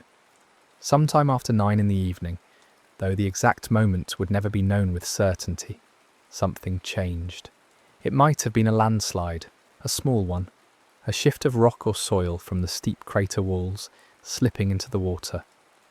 It might have been a pocket of gas pushing up from below with just enough force to disturb the stratification. It might have been the cumulative effect of years of gas slowly saturating the deep water until it reached a tipping point, a threshold where the system became unstable and any small disturbance could trigger a chain reaction. Whatever the trigger, it brought deep water upward. And when deep water rises, the pressure on it decreases. And when pressure decreases, dissolved gas comes out of solution. The process started slowly, perhaps a few bubbles, a slight stirring in the depths. But carbon dioxide coming out of solution creates more bubbles, which makes the water lighter, which makes it rise faster, which decreases the pressure further, which releases more gas. The feedback loop is vicious and accelerating. What begins as a whisper becomes a roar. Except there was no roar, not one that anyone heard. What happened instead was something far stranger and more terrible. An enormous volume of carbon dioxide. Estimates would later suggest something close to a cubic kilometre of gas erupted from the lake in a massive, silent release. Some witnesses, the very few who survived and were awake at the right moment, reported hearing a rumbling sound, a low vibration that seemed to come from the earth itself. Others reported seeing the lake's surface churn and foam, though in the darkness it would have been hard to see much of anything clearly. What is certain is that a vast cloud of CO2 rose from the lake, and then, because carbon dioxide is heavier than air, began to sink and spread. It didn't dissipate the way a normal gas cloud might. It didn't rise into the atmosphere and thin out. It behaved like a liquid, like an invisible flood, pouring down from the crater lake and following the contours of the land, flowing into the valleys where the villages were, moving at speeds estimated at between 20 and 50 kilometers per hour, a silent wall of gas that displaced the air as it went. If you had been standing on a hillside above the lake, watching, you would have seen nothing. The night would have looked normal. The stars would have been the same. There would have been no fire, no light, nothing visual to mark the event, just darkness and silence. But in the valleys below, where the gas clouds settled and pooled, the air was changing. Carbon dioxide itself isn't toxic in the way poison gas is toxic. It doesn't attack the lungs or the nervous system chemically, but it does something simpler and just as deadly. It displaces oxygen. In concentrations above 10% or so, it causes rapid loss of consciousness. Above 25 or 30%, death comes in minutes, sometimes seconds. The body simply cannot get the oxygen it needs. The brain shuts down. Breathing becomes impossible, not because the lungs stop working, but because there's nothing to breathe. And the gas was heavy enough, concentrated enough, that in the low-lying areas it didn't just mix with the air, it replaced it. The first people to die probably never woke up. They were asleep when the cloud arrived, and they simply stopped breathing.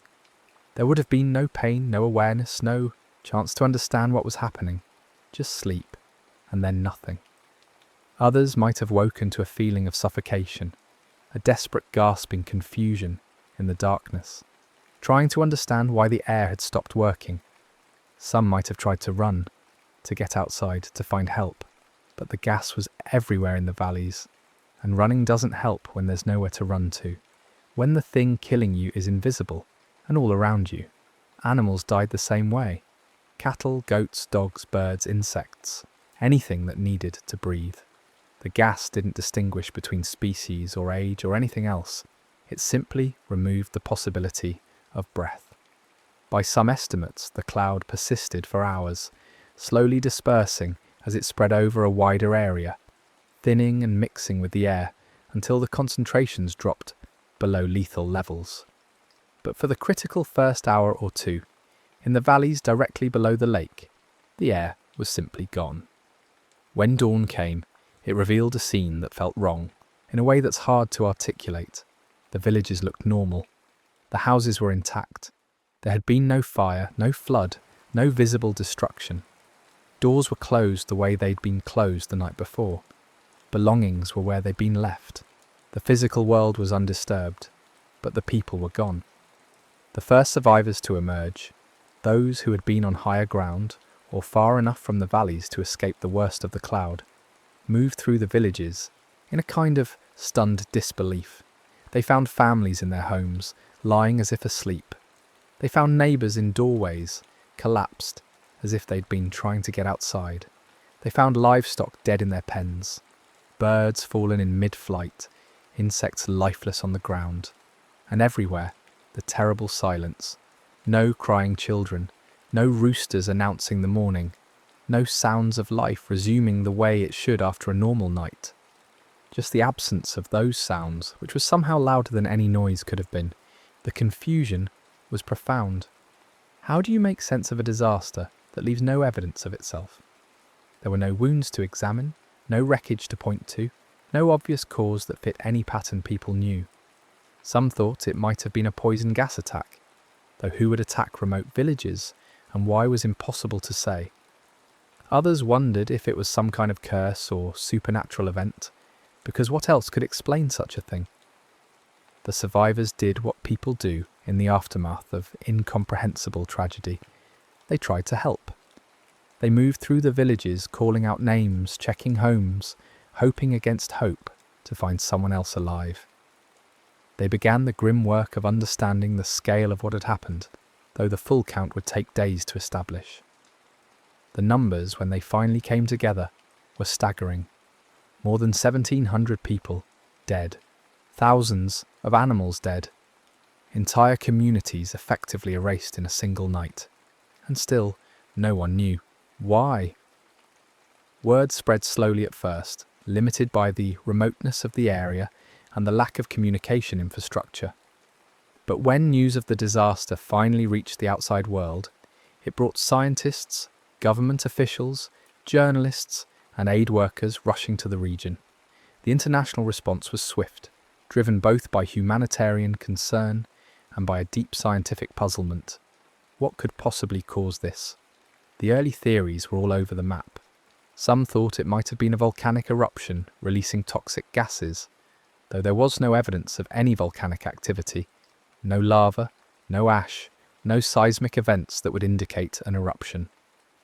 Others suggested a chemical spill or industrial accident, though there were no industries in the area to cause such a thing. A few even proposed that it might have been a meteor strike releasing subsurface gases, though again, there was no impact crater or evidence to support it. The key clues came from the pattern of deaths. They were concentrated in the valleys and low-lying areas. They decreased with elevation, and they radiated outward from Lake Nyos in a way that suggested the lake itself was the source, though the lake looked perfectly normal, calm, undisturbed, showing no signs of having done anything unusual. Investigators began interviewing survivors, piecing together the timeline. A few people reported hearing a loud noise or feeling a rumbling late in the evening. Some who lived near the lake described seeing the water appear to bubble or foam, though in the darkness it was hard to be certain of what they'd seen. One survivor spoke of a strange smell, like rotten eggs or gunpowder, though others didn't mention any smell at all. The breakthrough came when scientists examined the lake itself more closely. They took water samples from different depths and analysed the chemistry. What they found was startling. The deep water of Lake Nyos was still heavily saturated with carbon dioxide, even after the eruption, which meant that before the event, it must have been holding truly enormous quantities of the gas. Suddenly, the pieces began to fit together. The volcanic geology of the region, the depth of the lake and its stratification, the seepage of CO2 from below, the way the gas could dissolve into deep cold water under pressure, accumulating over years or decades until something triggered a sudden release. The term limnic eruption was applied, though it was still a relatively obscure phenomenon. There had been a similar event at Lake Manoon, another Cameroonian crater lake, just 2 years earlier in 1984. Though on a much smaller scale, 37 people had died there, and the cause had been mysterious at the time. Now, with Lake Nyos providing a much larger and more devastating example, the mechanism became clearer. A limnic eruption, scientists explained, is essentially an overturning of a stratified lake, triggered by the sudden release of dissolved gas. The gas, usually carbon dioxide but sometimes methane, comes out of solution rapidly, creating a fountain or geyser of gas-saturated water that can reach hundreds of meters into the air in extreme cases. The gas then spreads out, and if it's denser than air, it flows downhill like a fluid. The comparison to a shaken soda bottle became common in explanations, and it's apt. The pressure keeps the gas dissolved until something disrupts the system, and then it all comes out at once in a violent degassing event. The difference is that a lake the size of Nyos can release quantities of gas that dwarf anything a bottle could hold, enough to flood entire valleys with suffocating concentrations of CO2. For the survivors and the families of the victims, the scientific explanation provided answers but little comfort. Understanding how it happened didn't bring anyone back. It didn't erase the trauma of waking up to find everyone you knew dead for no visible reason. It didn't solve the practical problems of rebuilding shattered communities or caring for the children who had lost their parents. The international community responded with aid, medical supplies, food, temporary shelter, psychological support. The Cameroonian government declared the area a disaster zone and worked to relocate survivors to safer ground. Though many were reluctant to leave the land their families had lived on for generations. But perhaps the most important response was the scientific one, the determination to prevent this from ever happening again. Lake Nyos still existed. It was still deep. It was still in a volcanic region where CO2 continued to seep upward from below, and the water samples showed it was still saturated with gas, which meant another eruption was not just possible, but likely at some point in the future if nothing was done. The solution that emerged was both elegant and practical: degassing. If the problem was too much dissolved CO2 building up in the deep water, then the answer was to release it in a controlled way before it could accumulate to dangerous levels. Engineers designed a system of pipes that would be anchored at the bottom of the lake and extend to the surface. The principle was simple. Deep water, heavy with dissolved gas, would be pumped or siphoned up through the pipe. As it rose and the pressure decreased, the gas would come out of solution, creating bubbles that would make the water even lighter and help drive it upward. Once the flow started, it would become self-sustaining, a fountain of degassing water that would spray harmlessly into the air, releasing the CO2 safely where it could disperse into the atmosphere. The first degassing pipe was installed at Lake Nyos in 2001, 15 years after the disaster. It worked exactly as designed, creating a plume of water and gas that rose 20 meters into the air, visible from a distance like a geyser. The system ran continuously, slowly drawing down the concentration of dissolved gas in the deep water. Additional pipes were installed over the years, increasing the rate of degassing and providing redundancy in case one system failed. Similar systems were installed at Lake Manoon and at Lake Kivu, a much larger lake on the border between Rwanda and the Democratic Republic of Congo that also showed dangerous levels of dissolved gas. The degassing systems represented a rare victory of human engineering over a natural hazard that had seemed almost impossible to defend against. You can't prevent earthquakes or stop volcanoes, but you can, apparently, diffuse a lake. Yet the story of Lake Nyos doesn't end with a neat technological solution. The disaster left scars that engineering couldn't touch. The survivors carried memories of that night, those who had been away from the valleys, those who had been on high enough ground, those who had been just far enough from the worst of the cloud to survive with injuries rather than death. They remembered the silence of the morning. They remembered the incomprehension of finding everyone gone. They remembered the guilt of surviving when so many didn't, even though there was nothing they could have done. For years afterward, the area around the lake remained largely abandoned. The villages were ghost towns, slowly being reclaimed by vegetation, houses collapsing without anyone to maintain them, paths disappearing into the undergrowth. Some survivors moved back eventually, drawn by attachment to the land or lack of options elsewhere, but the population never recovered to what it had been. The lake itself became a site of scientific study, a natural laboratory for understanding limnic eruptions and testing prevention strategies. Researchers visited regularly to monitor gas levels, check the degassing systems, and study the lake's chemistry and biology. The data they collected contributed to a broader understanding of how volcanic lakes behave and what risks they pose. But for the people who lived through it and lost family and friends, Lake Nyos would always be more than a scientific phenomenon. It was the place where the world had stopped making sense for a while, where the normal rules of cause and effect had seemed suspended, where the unthinkable had happened on an ordinary night without warning or mercy. There's a particular kind of horror in disasters that come without warning, that strike in the night when you're asleep and defenseless, that kill indiscriminately and leave no chance for escape or resistance. Earthquakes have that quality sometimes. Tsunamis, sudden floods. But even those leave physical evidence.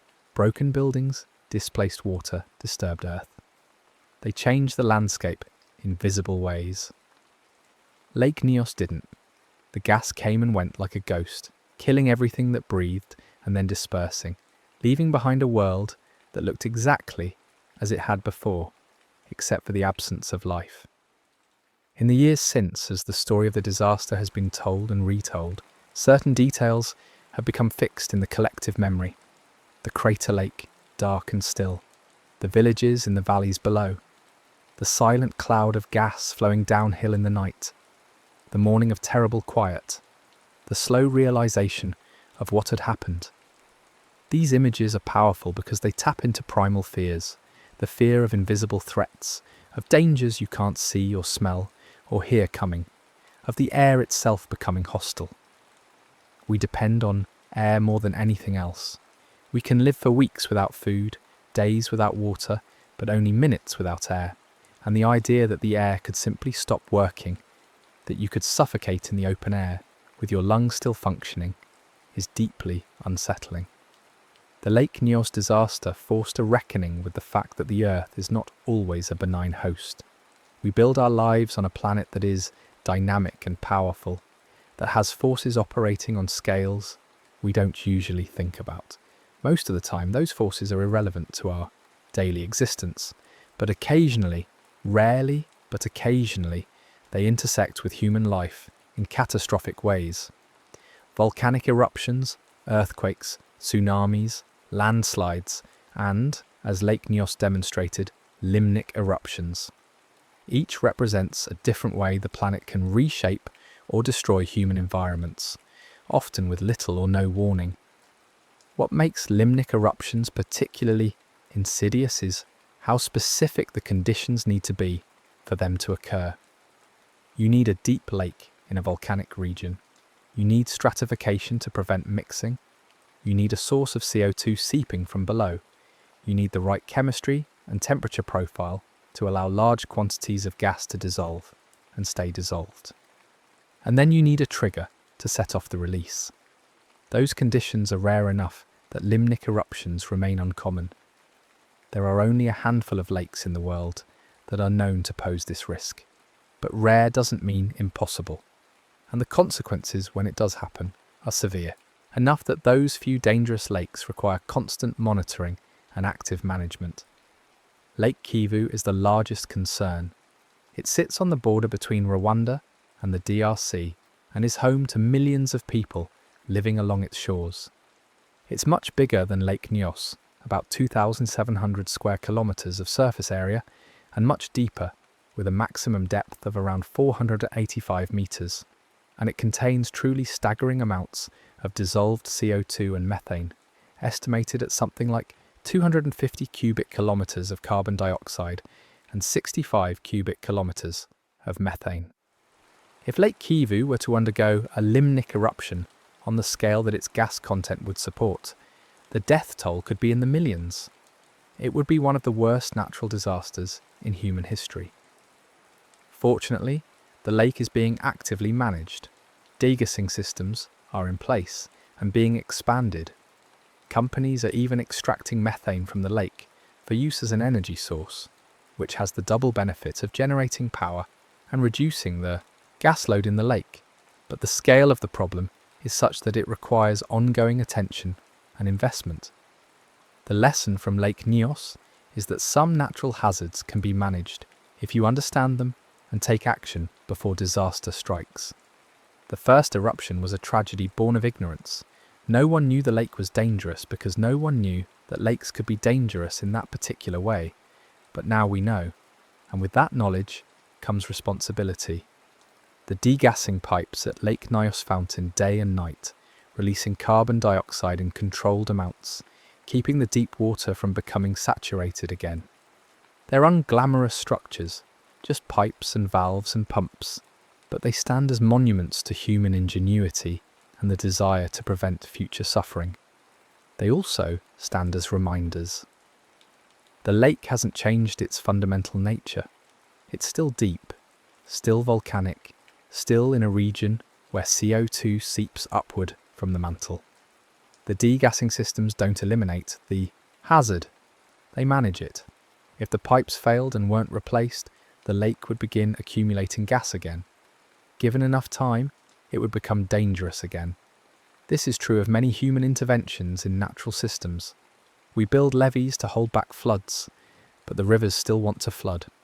We construct earthquake-resistant buildings, but the tectonic plates still want to move. We install degassing pipes in lakes, but the gas still wants to accumulate. We're not changing nature, we're just creating buffers and safety margins, spaces where human life can continue despite the dynamic processes happening around us. It's a humbling realization. For all our technology and knowledge, we're still vulnerable. We still live on a planet that doesn't care about our plans or our communities. We still face hazards that can emerge from stillness and silence, that can strike without warning and leave devastation in their wake. But vulnerability doesn't mean helplessness. The response to Lake Nyos showed that when we understand a problem, we can take meaningful action to reduce risk. We can monitor, we can engineer, we can prepare. We can't eliminate all danger, that's not possible, but we can shift the odds in our favour. The people who live near Lake Nyos now, those who have returned or those who have moved there since the disaster, live with a different relationship to the lake than the people did in 1986. They know what it is, they know what it did, they know that the pipes are there for a reason and that maintenance and monitoring matter. That knowledge is a burden in some ways. It's hard to look at a lake knowing it killed 1,700 people, but it's also a form of respect. The lake isn't an enemy, it's not malicious, it's just a feature of the landscape, shaped by geology and chemistry and time, containing within it the potential for disaster if not properly managed. There's something almost poetic about that, a lake that looks peaceful, that reflects the sky and the hills around it. That seems like just another body of water, and yet holds dissolved within its depths an invisible threat that requires constant vigilance to keep in check. It's a metaphor for so many risks we live with. The threats we can't see, the dangers that accumulate slowly and silently until something triggers their release. In a way, the Lake Nyos disaster was a lesson about the importance of looking beneath surfaces, of not assuming that what appears calm and stable actually is calm and stable. Deep water can hold secrets. Still lakes can be saturated with danger. The absence of obvious warning signs doesn't mean the absence of risk. This applies beyond geology. It applies to infrastructure that's aging invisibly, to social tensions that simmer beneath apparent peace, to financial systems that accumulate fragility while seeming robust, to ecosystems that are being degraded in ways that don't show up until collapse is imminent. The pattern is the same. Slow accumulation of stress or instability in a system that doesn't give clear signals of trouble, followed by a sudden release or failure when some threshold is crossed or some trigger occurs.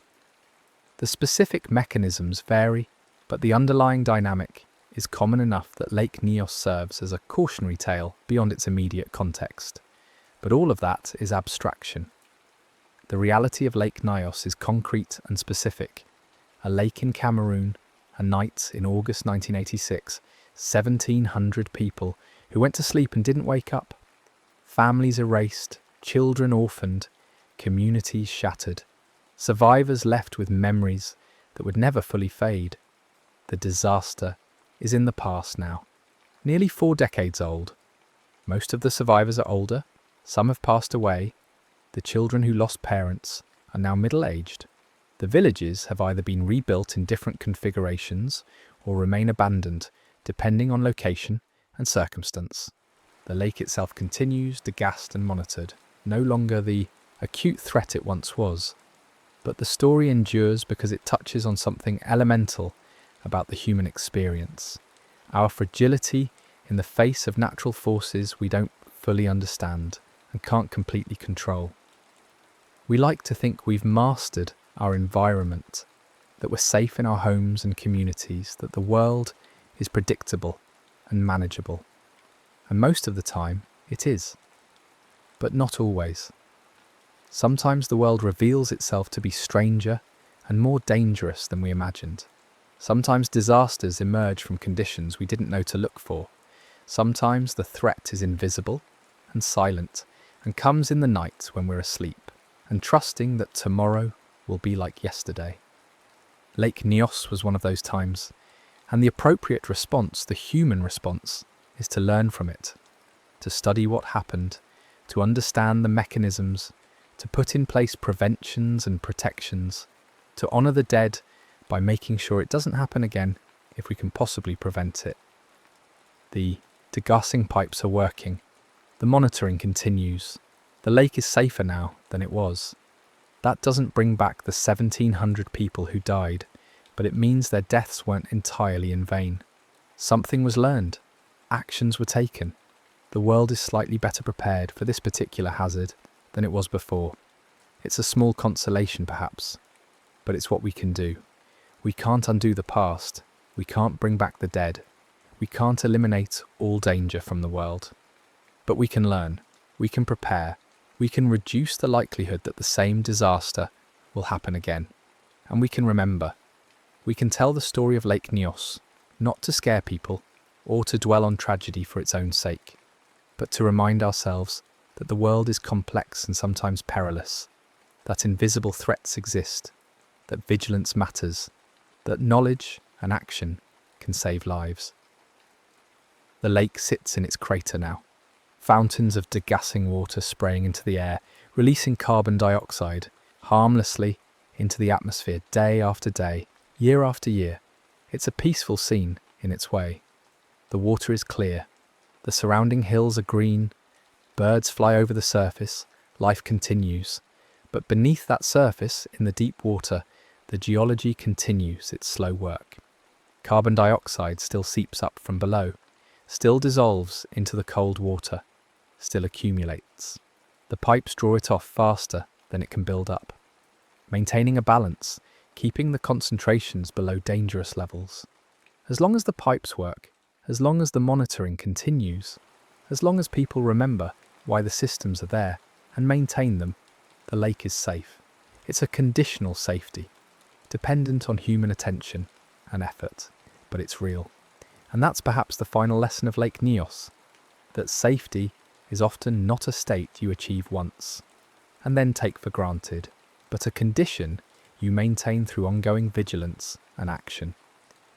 The lake will always be a crater lake in a volcanic region with CO2 seeping from below. That's its nature, and it won't change.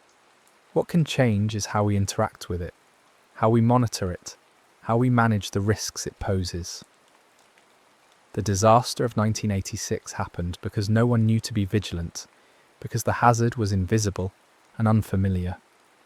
The relative safety of today exists because people learned from that tragedy and put systems in place to prevent a recurrence. It's not a perfect solution. Nothing involving forces of nature ever is, but it's a working one. And sometimes that's the best we can hope for.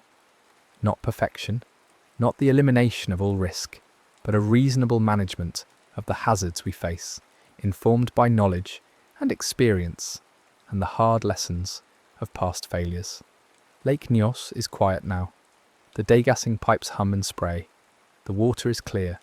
The surrounding land is beautiful in the way volcanic highlands often are, lush and green and dramatic.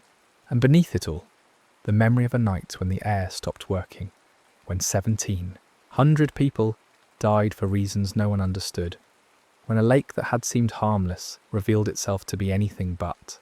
That memory lives in the survivors, in the historical record, in the scientific literature, in the stories people tell about the disasters that shaped their world. It's a heavy memory, full of grief and loss and incomprehension. But it's also an instructive one. It reminds us to look beneath surfaces, to question assumptions about safety, to take invisible threats seriously, to invest in monitoring and prevention even when the danger isn't obvious. Most importantly, it reminds us that we live in a world that can surprise us, that has forces and processes operating beyond our everyday awareness, that can generate disasters we didn't see coming. That's not a reason for fear or paranoia. Most days are ordinary and safe. Most lakes are just lakes. Most nights you sleep and wake up to a normal morning. But it is a reason for humility, for attention, for respect for the systems we're embedded in and the forces that shape our world. It's a reason to remember that safety is not a given, but an achievement, often hard won and always requiring maintenance. The people who died at Lake Nyos didn't get a chance to learn these lessons. They went to sleep on an ordinary night and never woke up. But those who survived and those who studied what happened and those who worked to prevent it from happening again, they carried forward the knowledge bought with 1,700 lives. And now, decades later, the lake is managed, monitored, degassed. The immediate danger has been reduced. The systems are in place. The vigilance continues. It won't bring back the dead. It won't erase the trauma. But it means the disaster of 1986 wasn't entirely meaningless. Something was learned. Something changed. The world became slightly safer because people paid attention to what the lake taught them, even though the lesson came at a terrible price. That's cold comfort.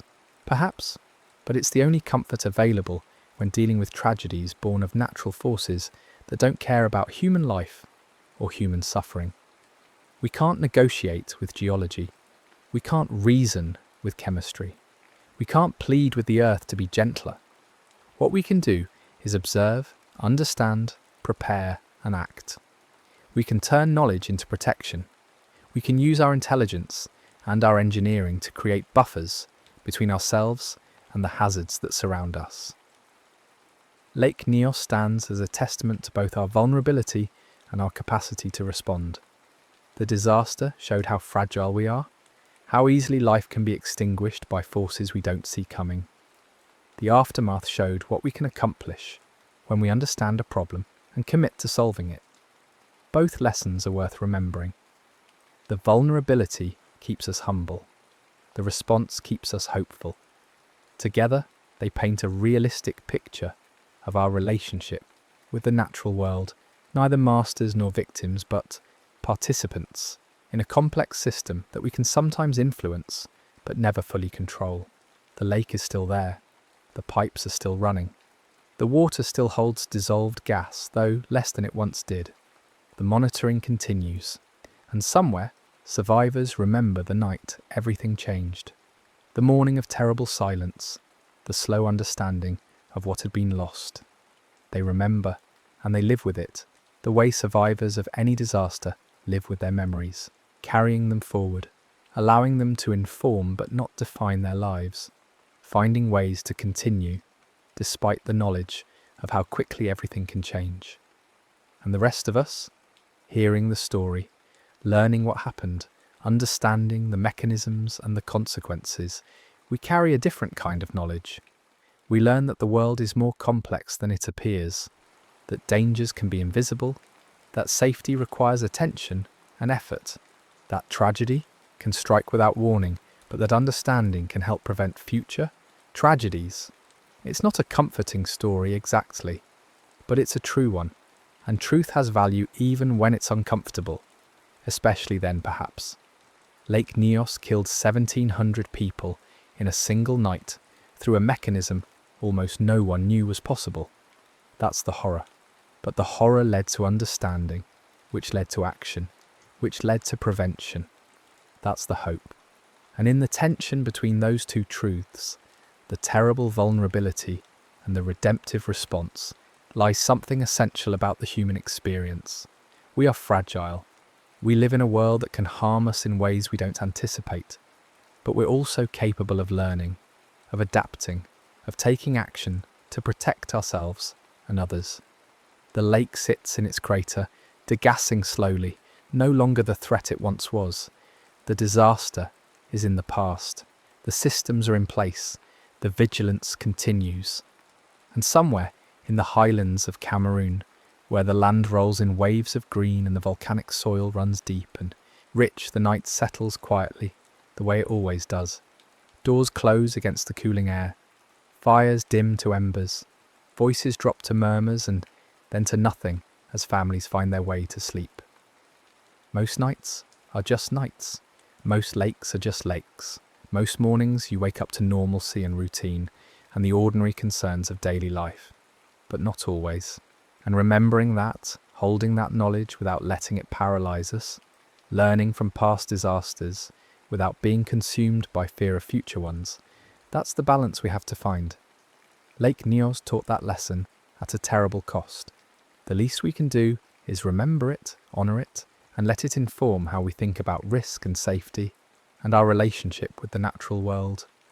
The pipes fountain upward, releasing gas that would otherwise accumulate in the depths. The monitoring equipment hums quietly, measuring and recording, watching for any signs of dangerous change.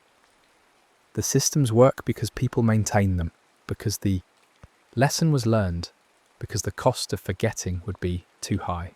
And in that maintenance, in that ongoing vigilance, in that commitment to preventing what happened before from happening again, there's a kind of memorial to those who died. Not a statue or a plaque, but a living, working system that says, we learned from you, we changed because of you. We're trying to make sure no one else has to die the way you did. It's not enough. Nothing could be enough. But it's what's possible, and sometimes possible is all we have. The lake is quiet now. The night is calm.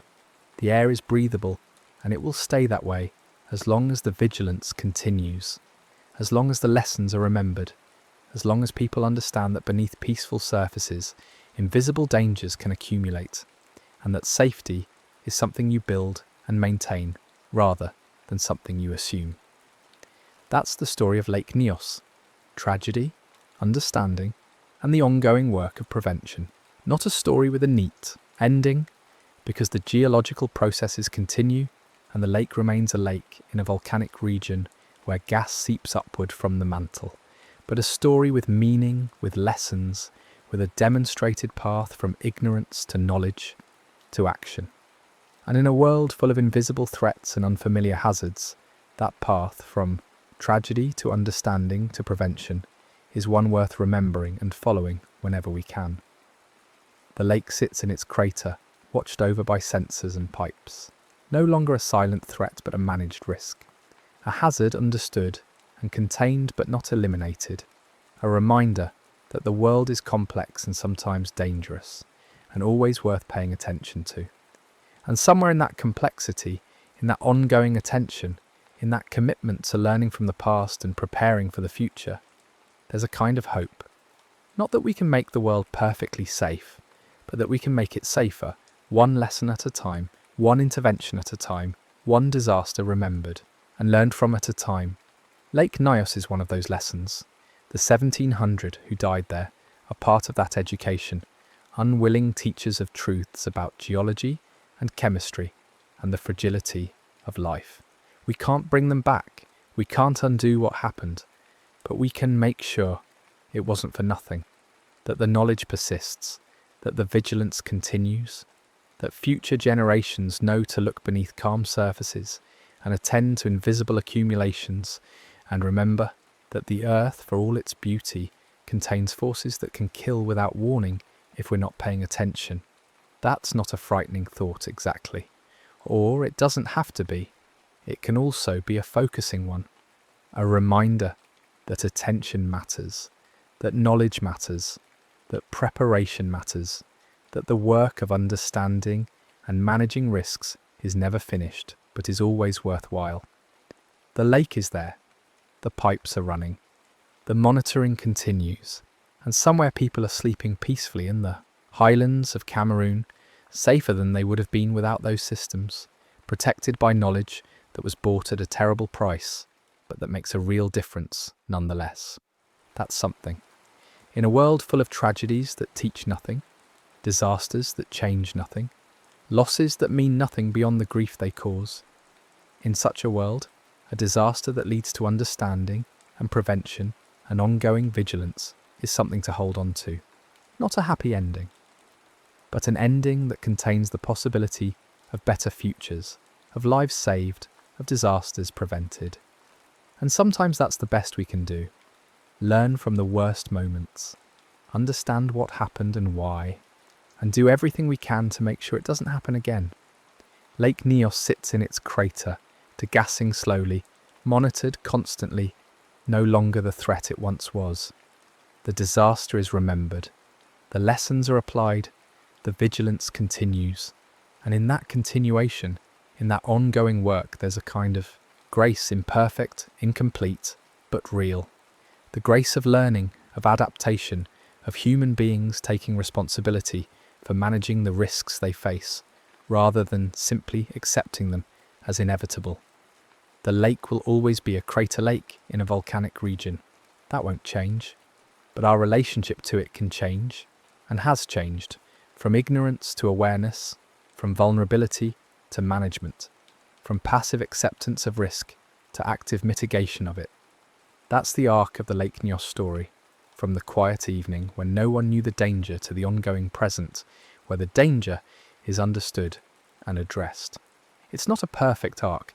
Nothing involving 1,700 deaths can be called perfect, but it's a meaningful one, a trajectory from tragedy to understanding to action. And in a world where such trajectories are possible, where hard lessons can lead to real changes, where the deaths of the past can inform the safety of the future, in such a world, there's reason to remember Lake Nyos not just as a disaster, but as a turning point, a moment when humanity learned something important about the planet we live on and took action to prevent a recurrence. The pipes fountain upward, the lake degasses, the monitoring continues, and somewhere people sleep safely who might not have otherwise, protected by systems that exist because of lessons learned the hard way. That's Lake Nyos now, a managed risk, a remembered tragedy, an ongoing commitment to vigilance and prevention. Not the end of the story. The geological processes continue, the monitoring must continue, the maintenance must continue. But a different chapter than the one that began on August 21st, 1986, when 1,700 people went to sleep and never woke up. The world is safer for the knowledge bought with those lives. Not safe, never completely safe, but safer. And in the difference between those words lies all the meaning we can salvage from tragedy. The understanding that while we can't prevent every disaster, we can learn from the ones that happen and do better going forward. Lake Nyos taught that lesson. The question now is whether we remember it, whether we apply it, whether we maintain the vigilance required to keep the lesson alive and the protections in place.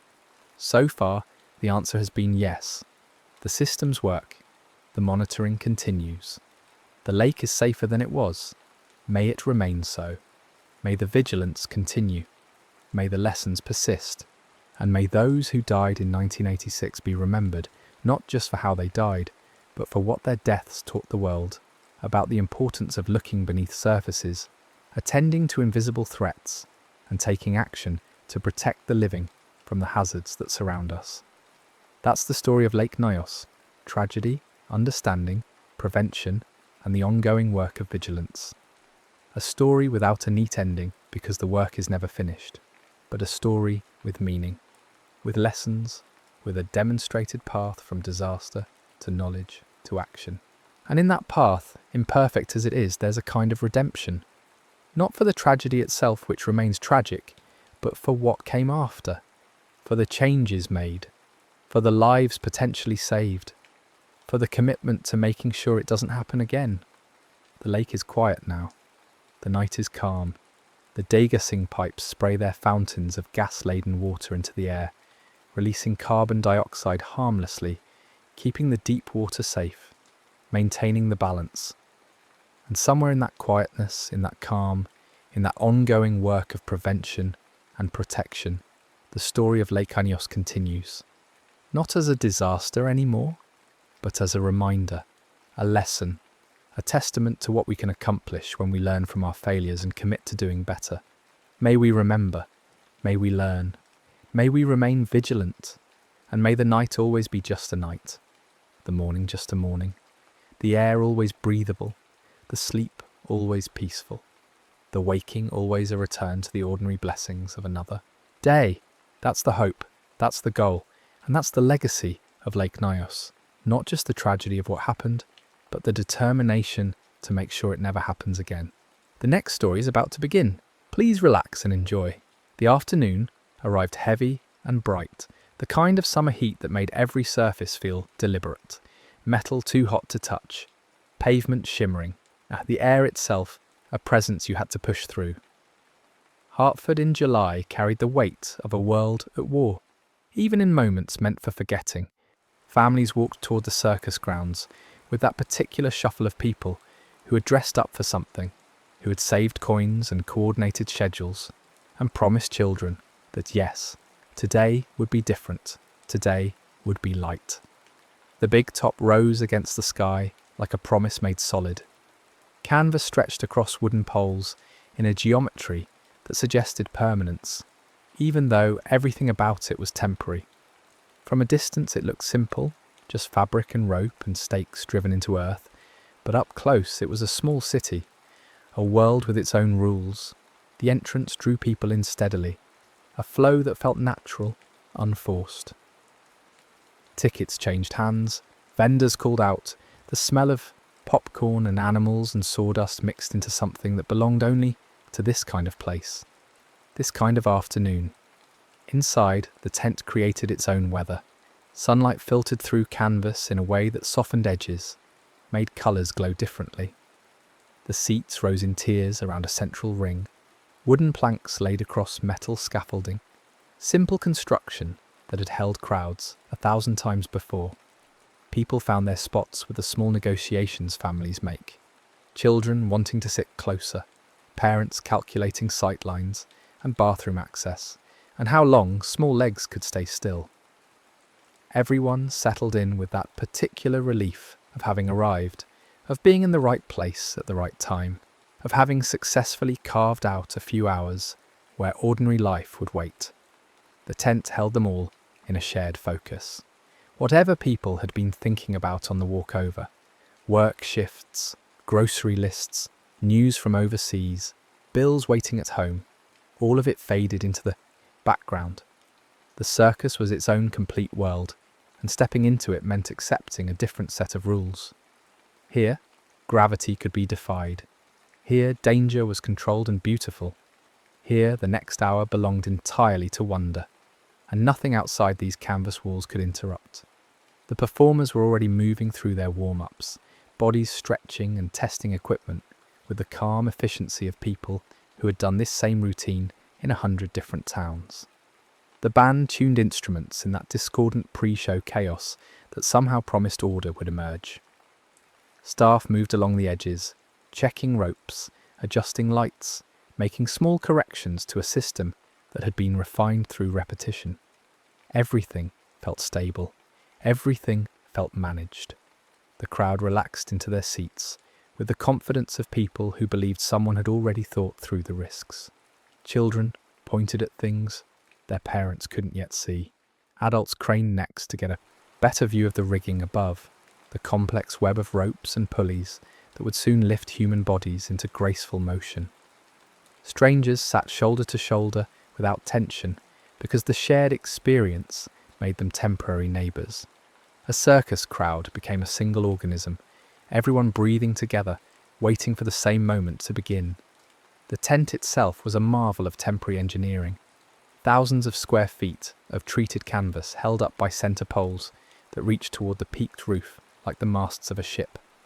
The material had been waterproofed, reinforced, patched where needed, used season after season, because canvas was expensive and circuses moved constantly, and you didn't replace what still held. The treatment that kept rain from soaking through was a mix of paraffin and gasoline, a combination that created a waxy barrier against the weather. It worked perfectly for what it was designed to do.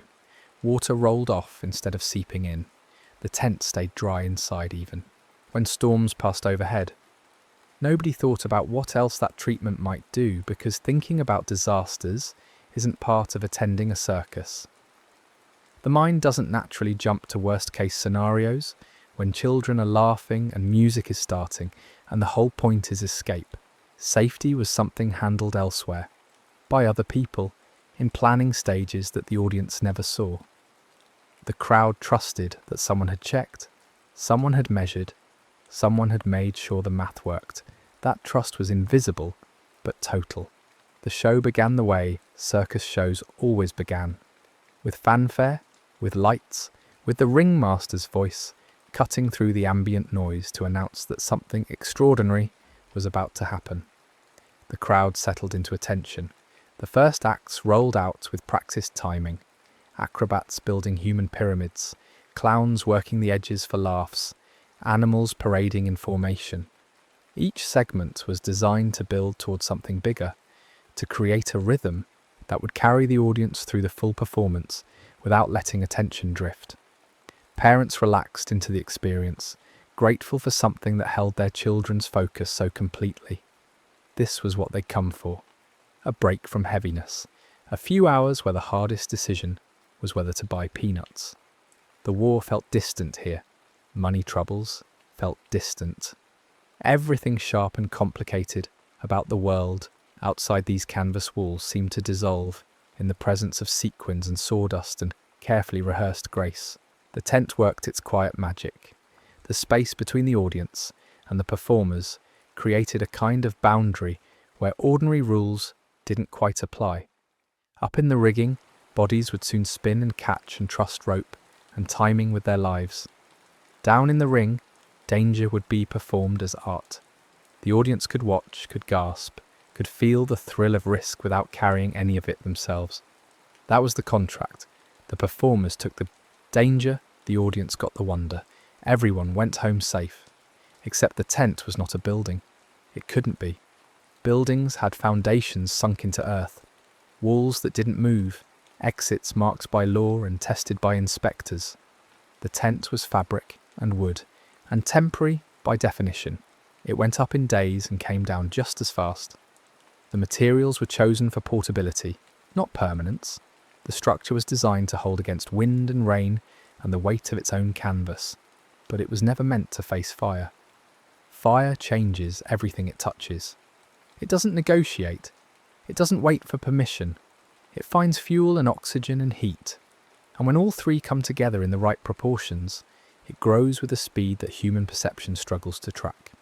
In open air, fire can be managed. You see it coming, you move away. You create distance. Inside an enclosed space, fire becomes something different. It eats the air you breathe. It fills space faster than people can empty it. It turns an environment against the bodies trying to leave. The tent had been designed for weather, for wind, for the ordinary stresses of travel and setup and crowds. But canvas treated with paraffin and gasoline doesn't resist flame. It invites it. The waterproofing that kept rain out would help fire spread, not slow it down. The materials that made the tent functional for its intended purpose also made it vulnerable in ways that weren't obvious until they became catastrophic. Nobody in the crowd was thinking about materials science or combustion rates or evacuation timelines. They were watching the show. A new act was preparing. The high-wire performers, the ones who would walk across space with nothing but balance and a thin strand of rope. The audience leaned forward slightly, readying themselves for the kind of controlled fear that makes entertainment thrilling. And then someone noticed something wrong. It started as a small thing, a flicker of orange light where orange light shouldn't be. Not part of the show, not planned, not controlled. Just a small flame, barely visible at first, climbing up the sidewall of the tent near one of the exits. The kind of fire that could be stopped with a bucket of water if someone reached it quickly enough. The kind of problem that seemed manageable if you caught it early. But the people who saw it first weren't the people with buckets.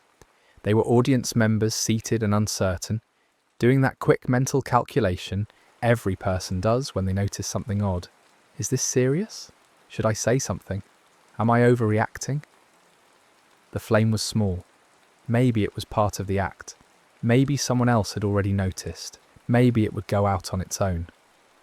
Seconds passed while minds processed information and decided whether to act. Those seconds mattered. The fire didn't wait for consensus. It found the treated canvas and recognized fuel. It began to climb, spreading upward along the sidewall with gathering speed, still small, but no longer something that could be ignored. Someone shouted, not a scream, not yet, just a sharp call of attention, the kind of sound that makes heads turn. Fire! The word moved through the nearest section of crowd, like a stone dropped in water, rippling outward. People stood to see better, craning necks, blocking the view of those behind them. The performers in the ring kept going because they couldn't see what the audience was seeing, because the show had its own momentum, and breaking rhythm required a reason. Staff members near the wall saw the flame now and moved toward it, pulling fire extinguishers from their stations, moving with purpose but not quite panic. This was manageable. This was a small problem that could be contained. They aimed the extinguishers at the base of the flame, spraying foam that should have smothered it, that should have stopped the chemical reaction and starved the fire of oxygen. But the fire was already moving faster than hands could track it. The canvas was treating the flame like a highway, giving it a clear path upward. The extinguishers slowed it, dampened sections of it, but they couldn't reach high enough, and the fire was climbing toward the peak of the tent, where the canvas gathered and curved, where more surface area meant more fuel. The audience was starting to understand that this wasn't part of the show. The performers stopped mid-routine, looking around for direction. The band's music faltered, instruments trailing off into confused silence. The collective focus that had unified the crowd began to fracture. Some people stayed seated, still waiting for someone official to tell them what to do.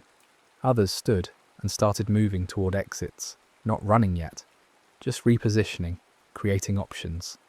The fire reached the top of the sidewall and caught the main canopy. The tent's peak became a source of orange light, the flame spreading outward from the center pole in expanding circles. The canvas that had filtered sunlight so beautifully now glowed with heat. Smoke began to gather at the highest point, black and thick, pooling against the canvas before starting to descend. Time compressed. The middle space between small problem and immediate danger collapsed faster than human instinct wanted to accept. The fire was no longer something that could be put out with extinguishers. It was consuming the tent from above, racing across the treated canvas in waves. And the smoke was descending, like a curtain being lowered, cutting visibility, making breath harder. The crowd shifted from uncertainty to movement. Not organised evacuation yet, just the beginning of it. People standing and gathering children and looking for the exits they'd barely noticed on the way in. The tent had openings, but openings aren't the same as clear paths. The seats were packed tight, rows of people wedged together with narrow aisles between them. Getting out meant coordinating movement with strangers, waiting for the person ahead to move, trusting that the flow would continue. Staff members were shouting now, trying to direct people toward exits, but their voices competed with the growing noise of the crowd. Parents calling children's names, people asking each other which way to go. the crackling sound of fire eating through canvas overhead. Instructions became hard to hear, hard to follow, hard to trust when the instinct was just to move, to get away from the heat and smoke as fast as possible. The fire spread across the ceiling in patterns that looked almost deliberate, following the lines where canvas panels were sewn together, finding the seams and racing along them. Pieces of burning canvas began to fall, dropping into the crowd like toxic rain. Small fragments at first, glowing embers that people batted away or stamped out. Then larger pieces, sections of flaming material that fell across seats, across shoulders, across the wooden planks people were trying to walk across. Panic arrived not as a sudden switch but as a rising pressure. The crowd's movement accelerated. People started pushing, not out of malice, but out of desperation, everyone trying to reach the same exits at the same time. The aisles became choked with bodies. Children were lifted onto shoulders to keep them from being crushed. Strangers grabbed strangers to pull them along or to keep from falling. The smoke was descending faster now, filling the upper sections of the tent and working its way down. Breathing became work. Eyes stung. Visibility dropped. The fire overhead cast everything in shifting orange light that made distances hard to judge, made obstacles appear suddenly. People stumbled over seats, over each other, over belongings dropped in the rush. The exits that had seemed adequate when people were entering calmly now revealed themselves as bottlenecks. The openings were narrow, designed for controlled flow, not mass exodus. The crowd compressed at each exit point, bodies pressing together so tightly that movement slowed to a crawl. People at the back pushed forward, unaware that the people at the front had nowhere to go, that pressure was building into a dangerous crush. Some people made different choices. Instead of heading toward the main exits, they moved toward the sidewalls, looking for any opening, any gap in the canvas. Some found places where stakes had been pulled loose by the fire's heat, where canvas was lifting away from the ground, creating small gaps they could crawl under. Others used pocket knives or keys to cut through the fabric, creating their own exits, crawling through, and pulling family members after them. These improvised escapes saved lives, but they also scattered the crowd's energy. There was no single direction of flow anymore, no organised evacuation. The tent was emptying in dozens of different ways simultaneously, through official exits, through torn canvas, through gaps where the structure was starting to fail. Some people found clear paths and got out, quickly. Others became trapped in confused pockets where smoke made directions invisible and the press of bodies made movement impossible. The fire had consumed most of the ceiling now. The centre poles were still standing, but the canvas was mostly gone, burned away, or fallen in burning sheets. The tent was transforming from an enclosed space into an open-air disaster, scaffolding and poles rising from chaos like the skeleton of something that had died standing up. The loss of the ceiling meant smoke could escape upward instead of pooling, which helped those still inside breathe, but it also meant there was no more protection from falling debris. Metal fixtures that had been attached to the canvas, lights, rigging hardware, pieces of the frame, began to drop as their supports burned away. The wooden seats were catching fire now, in places where burning canvas had fallen across them.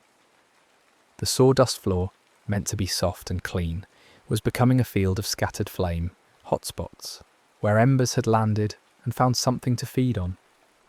Outside the tent, the first people who had escaped were trying to help others, reaching back into the chaos to pull people through, shouting directions that may or may not have been heard over the noise.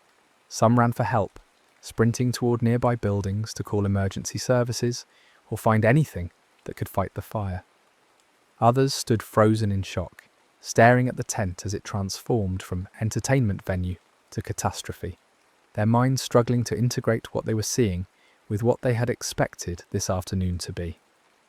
First responders began arriving, police and firefighters converging on the circus grounds, with sirens that added another layer to the auditory chaos.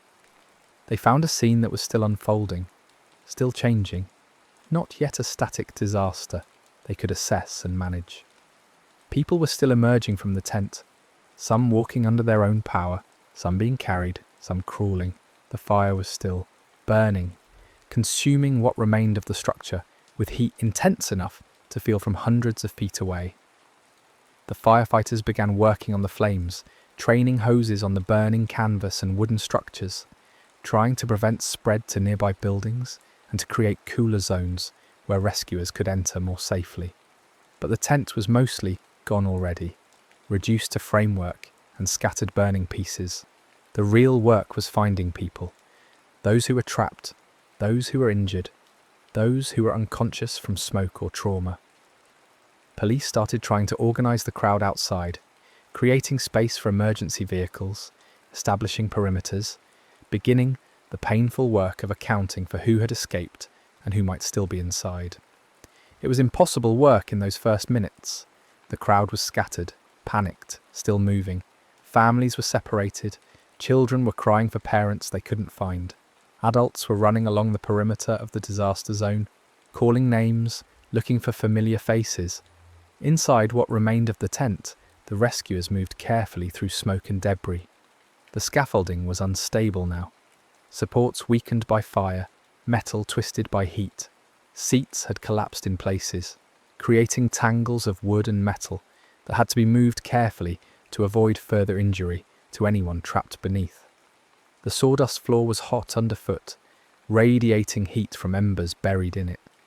They found people in the spaces where crowds had compressed, near exits, under fallen canvas, in corners where panic had driven them and confusion had kept them. Some were conscious and could be helped to their feet and guided out. Others were injured, suffering from burns or crush injuries or smoke inhalation, and had to be carried to waiting ambulances. Some were beyond help, bodies still and silent, in positions that spoke of desperate final movements. The work of extraction was slow and careful. Each person found required assessment. Could they be moved safely? What injuries were visible? Were they breathing? Were they conscious? The rescuers worked with controlled urgency, knowing that speed mattered, but that hasty movement could cause more harm. They called out constantly, listening for responses, for any sound that might indicate someone still alive in the debris. The smoke began to clear as the fire consumed its fuel, and water from the hoses dampened what remained. The scene revealed itself in pieces, sections of collapsed seating, scattered belongings, shoes and bags dropped in the rush, the twisted metal frame of the tent standing like a monument to structural failure. The ground was littered with burned canvas, some pieces still smouldering, others cool to black ash that crumbled when stepped on. Ambulances lined up outside the perimeter, a fleet of vehicles with doors open and crews ready. The injured were brought out in a steady stream, each one triaged quickly. Who needed immediate hospital transport, who could wait for treatment, who needed only minor first aid. The system worked because it had to, because there were too many people needing help for any hesitation or confusion. Paramedics moved with practiced efficiency, their hands steady even as their eyes showed the strain of processing the scale of what was happening. The hospitals in Hartford began receiving victims before they were fully prepared. Trauma patients arriving faster than beds could be readied. Burn units activated emergency protocols. Surgical teams were called in. Waiting rooms filled with family members desperate for information, for any word about loved ones who had been separated in the chaos. The hospitals became secondary disaster sites, organised chaos where life and death decisions were made in rapid succession. Back at the circus grounds, the fire was finally under control. What had been a tent was now just a framework of poles and scattered debris, still smoking but no longer actively burning. The immediate danger had passed, but the work was far from over. The entire area had to be searched systematically. Every section of collapsed seating examined, every pile of debris carefully moved and checked for victims. The police began the grim work of documentation. Cameras recorded the scene from multiple angles. Investigators marked locations where bodies had been found. where injuries had occurred, where the fire's spread could be traced by burn patterns on canvas and wood. Every detail mattered because at some point there would be questions. How did this start? Why did it spread so fast? Could it have been prevented? Who was responsible? The crowd outside had thinned as people either found their families and left or were transported to hospitals. What remained was a harder group, those still searching, still calling names, still hoping that the person they were looking for was simply in a different hospital or had gone home confused and would call soon. The police tried to organise the searching, creating lists of missing persons, checking them against lists of those found, trying to give people concrete information instead of terrible uncertainty. But the lists didn't match cleanly. Some people who had escaped didn't realise they should check in with authorities. Children had been separated from parents and taken to hospitals under care of strangers. Adults had been transported unconscious and couldn't provide names. The work of accounting for everyone would take hours, would stretch into the night, would involve phone calls and radio communications, and desperate coordination between hospitals and the disaster site. As the afternoon turned toward evening, the nature of the crisis shifted. The immediate rescue work was complete. Everyone who could be found had been found. The site was secured, no longer dangerous, transformed from active disaster into crime scene and investigation site. The families still searching had to accept that the people they were looking for were either in hospitals they hadn't checked yet, or among the victims who hadn't survived. The city of Hartford was processing what had happened in real time. News spreading through phone calls and radio reports. Neighbours telling neighbours, the word moving outward in concentric circles from the circus grounds. People who had been planning to attend later shows called friends and family to confirm they were safe. Those who had stayed home felt the strange guilt of relief mixed with horror. The whole city was connected to this now, whether they had been there or not. The night brought a strange quiet to the circus grounds. The rescuers had left. The investigators had taken their initial documentation and would return in daylight for more thorough examination. What remained was a burned skeleton of a structure surrounded by debris, the smell of smoke still heavy in the air, the ground littered with evidence of thousands of people who had fled in panic hours earlier. In living rooms across Hartford, families sat in numb silence or talked in low voices, trying to process the gap between the afternoon they had planned and the one that had actually happened. Children who had escaped kept replaying the moments of terror, their minds trying to make sense of chaos, trying to fit it into a narrative that had logic and order. Parents held them and offered reassurance that felt hollow, because how do you promise safety after something like this has broken through into ordinary life? The hospitals worked through the night. Surgeons operated on burn victims, trying to save tissue, prevent infection, manage pain. Nurses monitored vital signs, adjusted medications, comforted patients who woke confused and terrified. Social workers helped families navigate the bureaucracy of sudden crisis, insurance, identification, consent for procedures, notifications to extended family. Every room held a small piece of the larger disaster, a single-person story of escape or injury or loss. The morgue became overwhelmed. Bodies arrived faster than they could be processed. Each one required documentation, identification, notification of next of kin. Some had identification in pockets or purses. Others would require dental records or family recognition. The work was careful and respectful, but necessarily slow, and outside, families waited for news that would destroy them, but that they desperately needed to know. The next morning brought investigators back to the site with fresh eyes and daylight. They walked the perimeter, photographed everything, collected samples of burned canvas and wood, measured distances, created diagrams. The fire marshal examined the pattern of burn damage, tracing how the flames had spread, identifying the point of origin near the sidewall exit. Structural engineers assessed the remains of the scaffolding, determining how the collapse had progressed, which supports had failed first. The questions everyone was asking started to get technical. Answers How fast did the fire spread? Fast enough that people standing and moving toward exits only had minutes before the tent became impassable. What made it spread so fast? The waterproofing treatment on the canvas, paraffin and gasoline, turned the entire tent into a wick waiting for a flame. Were the exits adequate? On paper, for normal evacuation, yes. For mass panic evacuation during a fire, absolutely not. Could anything have stopped it once it started? Not with the materials involved and the speed of spread. A few seconds difference in response time wouldn't have changed the outcome. The public wanted someone to blame. Disasters create rage along with grief, a need to identify fault, to find the human error that caused inhuman suffering. The circus management was examined first. What did they know about the fire treatment on the tent? Had they conducted safety inspections? Were staff trained for emergencies? Why weren't there more exits? Why wasn't there a better evacuation plan?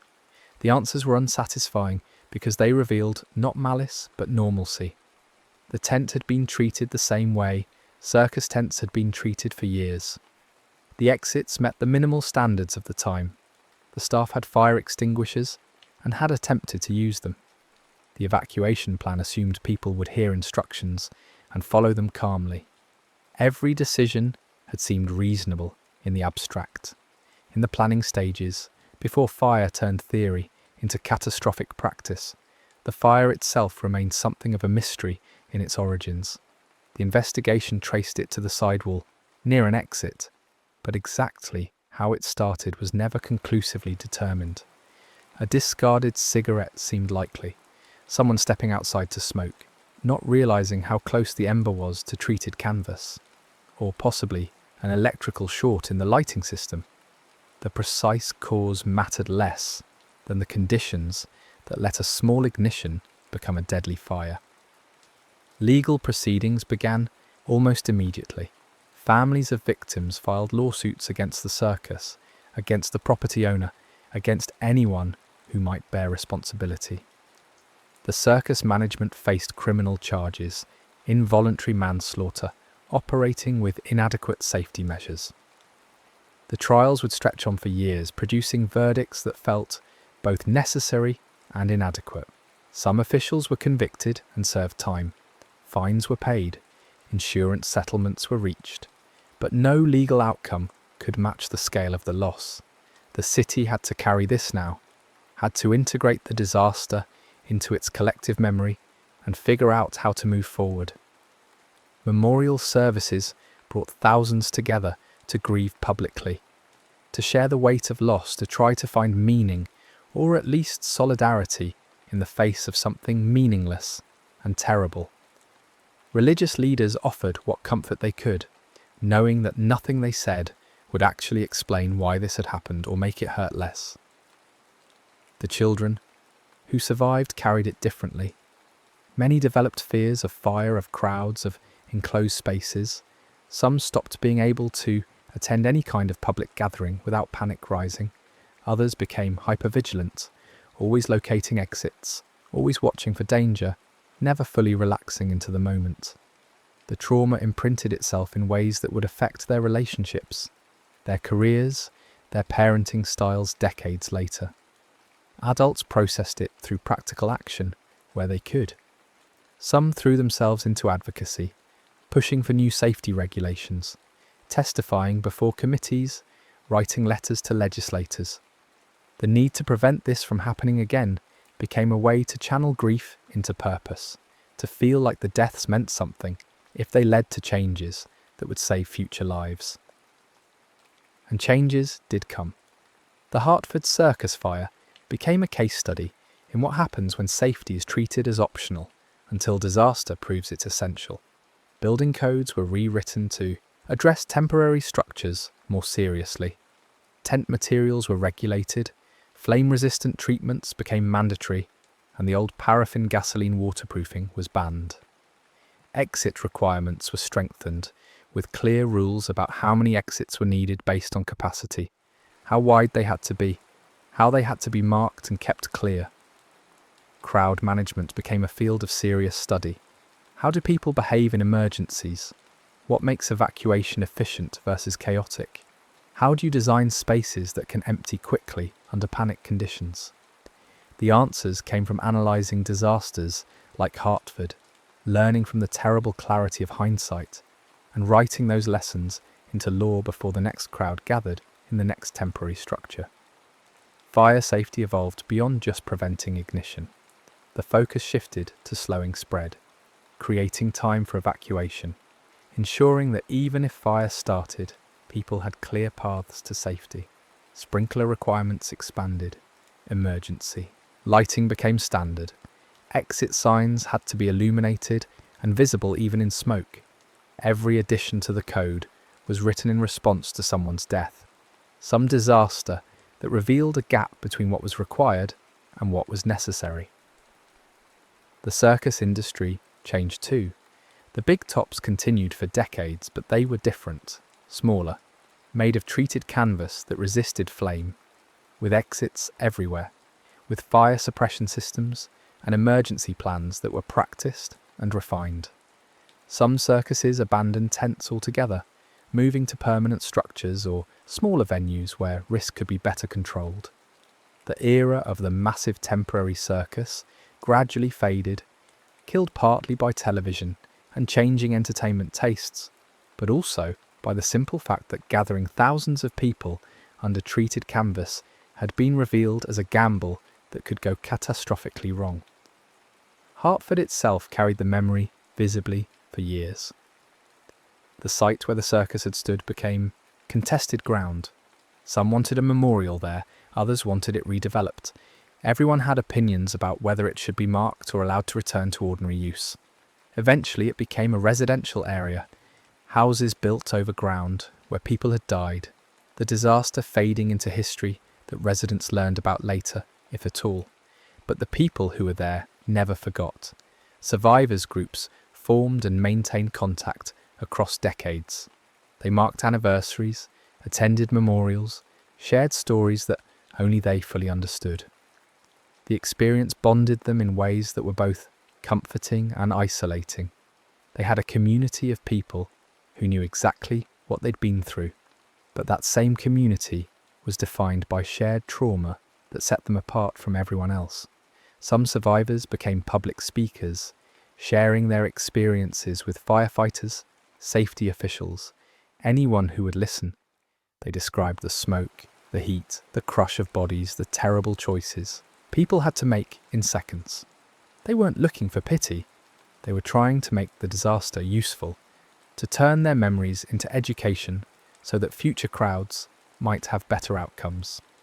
The story entered public consciousness as a cautionary tale, taught in fire safety classes and cited in building code debates.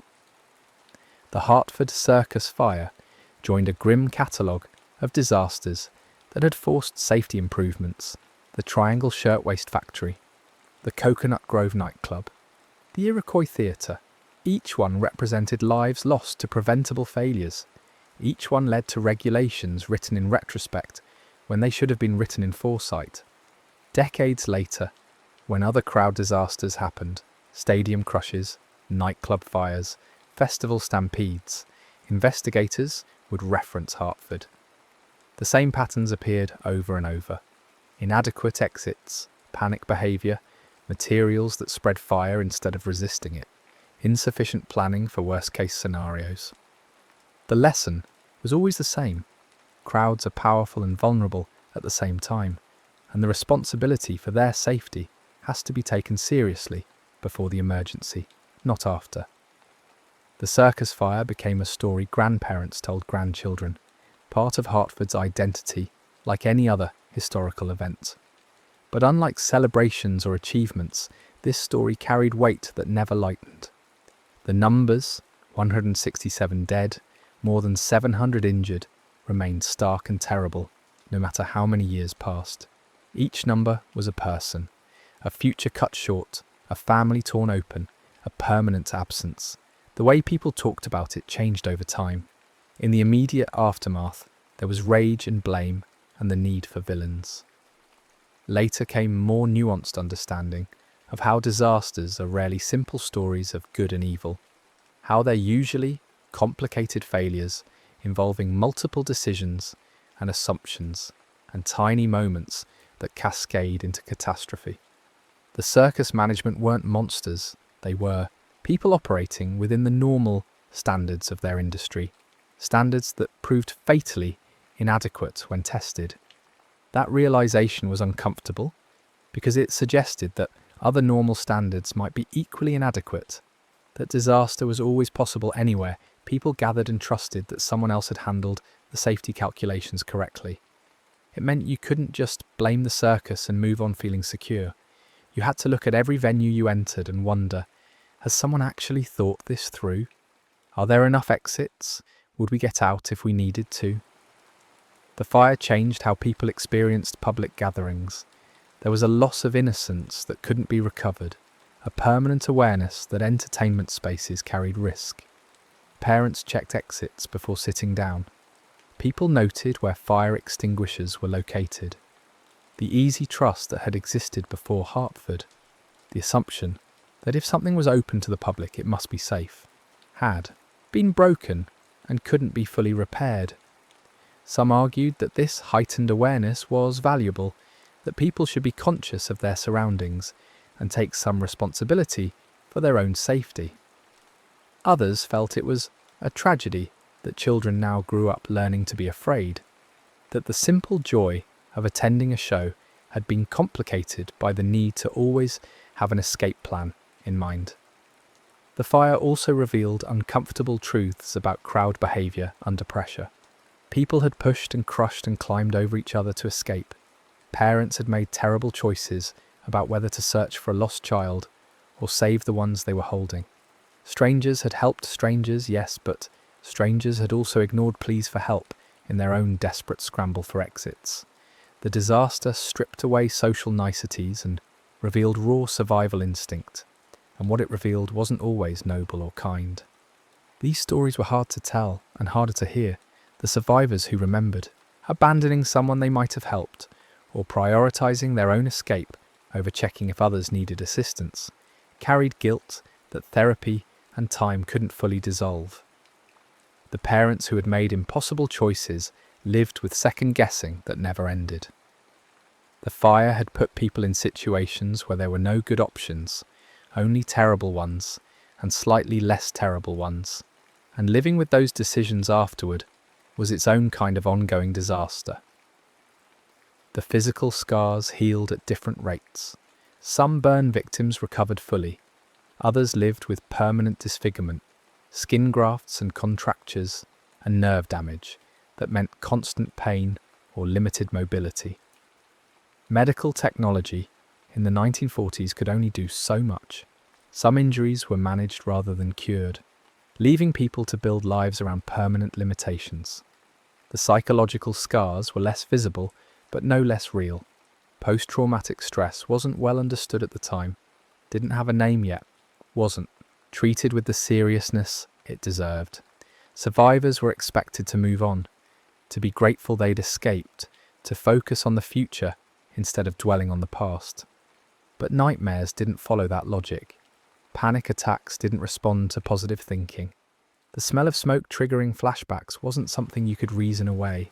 Children especially struggled because they lacked the framework to process what they'd experienced. A 5-year-old who watched people die didn't have the psychological tools to integrate that into their understanding of how the world worked. Some became withdrawn, some acted out, some developed phobias or obsessive behaviours.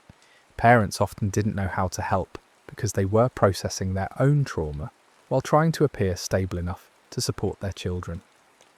Families fractured under the weight of it. Marriages dissolved when partners couldn't bridge the gap between their different ways of grieving or surviving. Siblings who had been at the circus together developed different relationships with the memory. One might want to talk about it constantly, while the other refused to acknowledge it at all. These differences created distance that sometimes became permanent. The community response evolved over years. Initially, there was enormous solidarity, fundraisers for victims' families, volunteer support, collective mourning. But eventually, that intensity faded, as it always does. as it has to for daily life to continue. People moved away, new residents arrived who didn't have personal connections to the fire, and the disaster became history instead of lived experience for most of Hartford. But for those who had been there, time didn't create the same distance. A lifetime later, survivors could still describe the exact seat they'd been in, the smell of the smoke, the sound of canvas tearing, the heat on their skin. The memory remained vivid and immediate in a way that other childhood memories didn't. The fire had carved itself into their neurology too deeply to fade. The cultural artifacts of the disaster accumulated over time. Books were written, documentaries produced, museum exhibits created. Each one attempted to capture what happened, to explain it to people who weren't there, to preserve the memory for future generations. The challenge was always how to communicate horror without sensationalizing it, how to honor the dead without exploiting their deaths, how to find the line between education and trauma pornography. Some survivors participated in these projects, sharing their stories because they felt a responsibility to keep the memory alive. Others refused all interviews, wanting privacy, wanting to move forward without constantly revisiting the worst day of their lives. Both responses were valid. There was no right way to carry this kind of experience. The fire marshal's final report ran hundreds of pages, documenting every aspect of the disaster in clinical detail. It became a reference text for fire safety officials, studied for what it revealed about crowd dynamics and structural failure, and the terrifying efficiency of flame when conditions are right. The report didn't assign blame in emotional terms. It simply laid out facts, timelines, chemical processes, human behaviours observed. The dry technical language somehow made it more horrifying, reducing human tragedy to data points and burn rates. Insurance companies used the Hartford fire as a case study in risk assessment. The massive payouts forced the industry to recalculate how they evaluated temporary structures and public gatherings. Premiums increased, requirements tightened. Getting insurance for a circus became significantly harder and more expensive, which contributed to the industry's decline in subsequent decades. Urban planning absorbed lessons too. The placement of public venues, the requirements for surrounding access roads, the coordination with emergency services. All of it was influenced by studying how Hartford's response had worked and where it had failed. The fact that hospitals were relatively close had saved lives. The fact that streets were wide enough for multiple emergency vehicles mattered. These weren't accidents, they were planning decisions that proved crucial when disaster struck. The legacy rippled outward in unexpected ways. A generation of Hartford residents who had been children during the fire grew up to become firefighters, safety inspectors, emergency responders.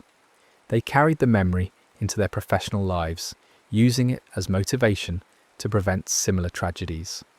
Some became obsessive about exit counts and capacity limits, earning reputations as sticklers or alarmists, but they didn't care. They'd seen what happened when safety was treated casually. Teachers incorporated the fire into local history curricula, not to frighten students, but to teach about community resilience and the importance of safety regulations. Field trips to the memorial site became annual traditions for some schools.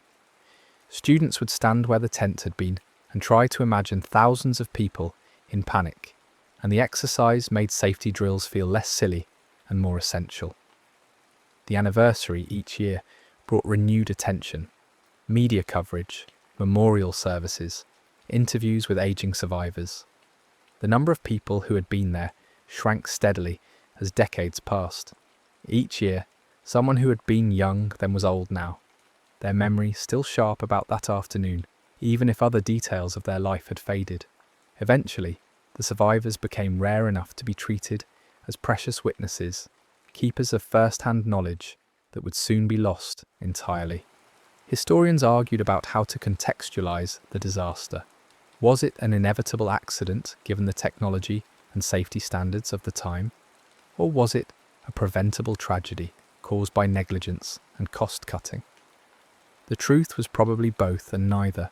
It was what happens when normal practices meet abnormal circumstances, when small oversights compound into catastrophe, when trust proves to have been misplaced. The fire existed in that uncomfortable space where blame is diffuse and responsibility is shared, and no single villain can be identified to carry the weight of punishment that grief demands. It was easier when disasters had clear bad actors, when someone had obviously broken rules or acted with knowing malice. Hartford was messier, a cascade of ordinary decisions that produced an extraordinary outcome, a failure of imagination about what could go wrong. That made it scarier in some ways. If the fire had been caused by obvious negligence, you could fix it by punishing that negligence and enforcing stricter compliance. But if it was caused by following normal practices that turned out to be inadequate, that suggested every normal practice might harbour similar hidden dangers. It meant you couldn't just trust that current standards were good enough. You had to constantly question and improve them based on testing and failures and near misses.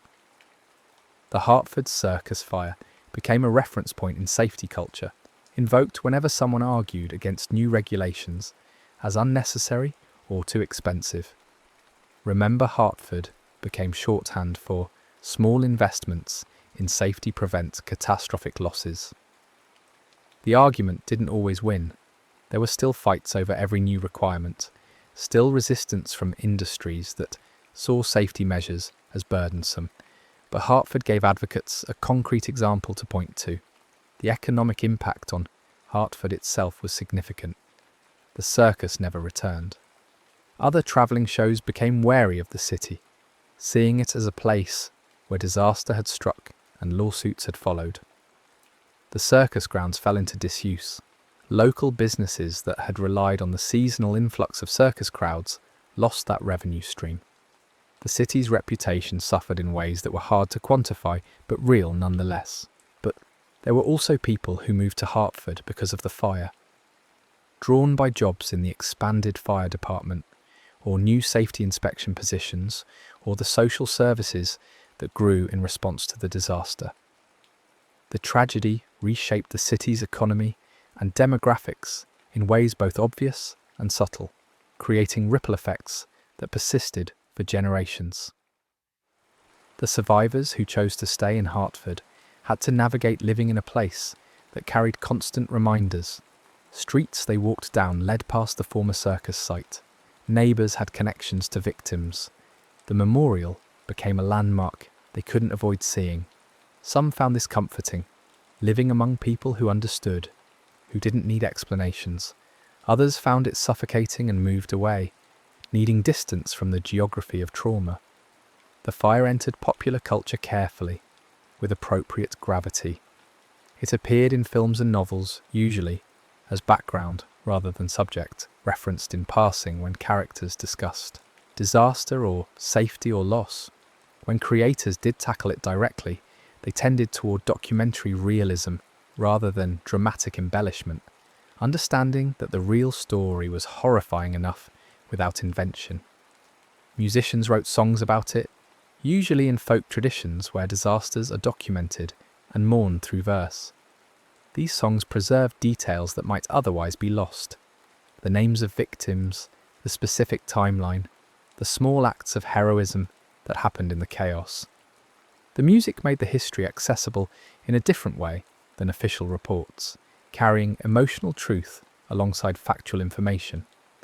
Artists created memorials in various forms, paintings, sculptures, installations. Each one attempted to capture some aspect of the disaster. The chaos, the grief, the moment of ordinary afternoon before everything changed, the slow work of recovery afterward. The art didn't offer answers or comfort exactly, but it provided a space for contemplation, a way to sit with the weight of what had happened without words. The psychological research that grew from Hartford contributed to understanding how trauma affects communities, not just individuals. The collective experience of surviving or losing someone in a public disaster created different dynamics than private tragedies. The shared nature of it meant people couldn't isolate in their grief. They saw others carrying the same weight, which could be either comforting or compounding, depending on the person and the moment. Researchers studied how children who survived processed the experience differently, depending on their age at the time. 5-year-olds had fragmented memories dominated by sensory details. 10-year-olds could recall more narrative, but still struggled with the emotional processing. Teenagers had more complete memories, but also more complex psychological responses, sometimes developing survivor's guilt or questioning why they had escaped when others hadn't. The medical community learned from the burn treatments, the trauma responses, the long-term care needs. Hartford pushed forward understanding of how to treat mass casualties, how to triage effectively, how to support recovery over years rather than days. The patients became involuntary contributors to medical knowledge that would help future disaster victims, which was small comfort, but perhaps better than their suffering, meaning nothing. The fire raised questions about public safety that extended beyond circuses and tents. How many people should be allowed to gather in any enclosed space? What materials should be banned from use in public venues? How often should inspections happen? Who should be responsible for enforcement? These weren't theoretical questions. They had life and death implications, and Hartford provided the grim evidence for why they mattered. Policymakers grappled with balancing safety against economic concerns. Stricter regulations meant higher costs for venues and events, which could price out smaller operators or limit entertainment options for the public. But weak regulations meant accepting preventable deaths as the price of convenience. Hartford tilted that balance firmly towards safety, making it harder to argue that economic concerns should outweigh protection of human life.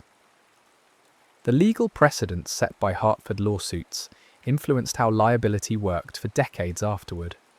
The question of who bore responsibility when a crowd was endangered. Venue owners, event operators, safety inspectors, government regulators got clarified through years of litigation. The answers weren't always satisfying, but they created a framework that made future cases more straightforward. The fire demonstrated how quickly a normal situation could become a mass casualty event, which changed emergency planning across the country. Fire departments drilled for scenarios involving hundreds of victims. Hospitals created surge capacity plans. Mutual aid agreements were established between neighbouring jurisdictions. Hartford showed that local resources could be overwhelmed in minutes, and that preparation for the worst case wasn't paranoia, but prudence. The religious community in Hartford wrestled with the theological implications. How to explain senseless tragedy, how to offer faith-based comfort without minimizing grief, how to help people maintain belief in a just or caring universe when faced with evidence of random catastrophic loss. Different traditions offered different frameworks, but all of them struggled with the basic unfairness of children dying at a circus. Some survivors lost their faith entirely, unable to reconcile the fire with any concept of divine protection or plan. Others deepened their faith, finding in it the only framework that could hold their grief without collapsing. Still others developed more complex relationships with religion, maintaining practice and community while abandoning certainty about the big questions. The fire tested belief systems and reshaped them, sometimes breaking them, sometimes forging them stronger. The children who lost parents in the fire faced particular challenges growing up. Some were raised by relatives, some by family friends, some entered foster care or were adopted. Each path carried its own complications. The trauma of the fire was compounded by the loss of stable family structure, by having to navigate childhood and adolescence without the parent who had died, by constant reminders of what had been taken. These children often formed bonds with each other as they aged, finding understanding among others who shared the specific experience of losing family to the Hartford fire. They created informal support networks that persisted into adulthood, checking in on anniversaries, attending memorial services together, offering the kind of support that only someone who truly understood could provide. The passage of time didn't erase the fire, but it did change how it was carried. What had been raw grief became integrated memory. What had been disabling trauma became manageable scar tissue. People built full lives despite the fire, or sometimes around it, finding careers and relationships, and meaning even while carrying permanent loss. The fire didn't define them entirely, but it was always there, a before and after marker that divided their lives into two distinct eras. The documentation of the fire, photographs, films, recordings, became historically valuable but also ethically complicated. Images of people in panic, of bodies being removed, of grief-stricken families. These were real people's worst moments, preserved and potentially exploited. Archives had to balance historical preservation against respect for the dead and traumatized. Some materials were restricted, viewable only by researchers with a legitimate need. Others were made public with appropriate warnings and context. The fire challenged Hartford's civic identity. The city wanted to be known for its industry, its history, its contributions to American life, not for a disaster. But the fire was part of the story, whether anyone wanted it to be or not. Eventually, Hartford found ways to acknowledge the tragedy, while also celebrating resilience, recovery, and the positive changes that came from learning such painful lessons. The memorial evolved over decades from temporary markers to permanent installations, to eventually a place of quiet reflection, designed by artists and architects who understood that memorializing tragedy required subtlety and space for individual contemplation. The site became a place where people could sit with their thoughts, where the magnitude of loss was acknowledged without overwhelming visitors, where memory was preserved without sensationalism. Each year, the number of survivors who could attend memorial services dropped. Each year, the living memory became a little more fragile. There would come a time when no one alive had been there, when the fire was entirely historical rather than lived experience. The transition from memory to history happened gradually, person by person, until one day the last survivor would be gone and Hartford would exist only in documents and recordings and second-hand accounts. But the lessons remained embedded in law and practice and culture. Every fire exit sign, every sprinkler system, every capacity limit on a venue was partly Hartford's legacy. Every fire drill that felt tedious was justified by what happened when people didn't have clear evacuation plans. Every regulation that seemed excessive to business owners was written because someone once thought older regulations were sufficient and people died proving them wrong. The Hartford Circus fire stood as a permanent answer to the question of whether safety measures were worth the cost and inconvenience. Yes, they were worth it. Obviously, terribly, undeniably worth it. The fire made that argument with a clarity that no amount of statistics or risk assessments could match. People had burned alive in a tent that could have been made safer. People had been crushed in exits that could have been wider. People had died because prevention seemed expensive until it was compared against the actual cost of disaster. As the sun set on that terrible July afternoon in 1944, and as the sun set on each anniversary afterward, Hartford held the weight of understanding how fragile safety is, how quickly ordinary becomes catastrophic, how trust in public spaces is both necessary and dangerous. The circus had been a place of joy that afternoon, until it wasn't. The tent had been shelter until it became a trap. The crowd had been an audience until it became a panicked mass fighting for survival. And when the fire was finally out, when the last victim was found, when the smoke cleared and the counting was done, Hartford was left to carry what had happened. Not as an abstract lesson about safety, but as a specific, personal, devastating loss that touched families and neighbourhoods and shaped the city's character in ways that would never fully heal. The story ended, in the historical sense, when the flames were extinguished and the investigation concluded and the lawsuit settled. But for those who were there, for those who lost someone, for those who carried burns or trauma or survivor's guilt, the fire never quite ended.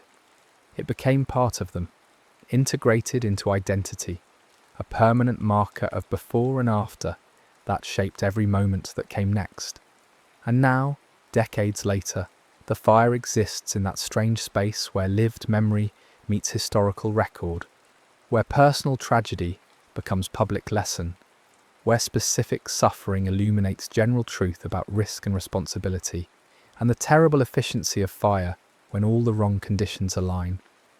The Hartford Circus fire remains a reminder that crowds are precious and vulnerable, that safety requires constant vigilance, and that the trust people place in public spaces is a serious responsibility that can never be taken for granted.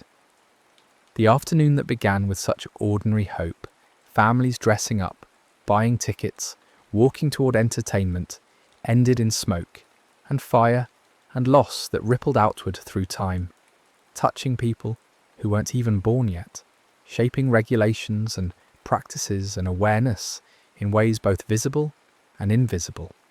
The circus came to town, and Hartford learned what happens when temporary structures meet permanent consequences, when safety is assumed rather than ensured, when the gap between good enough and actually safe gets revealed in the worst possible way.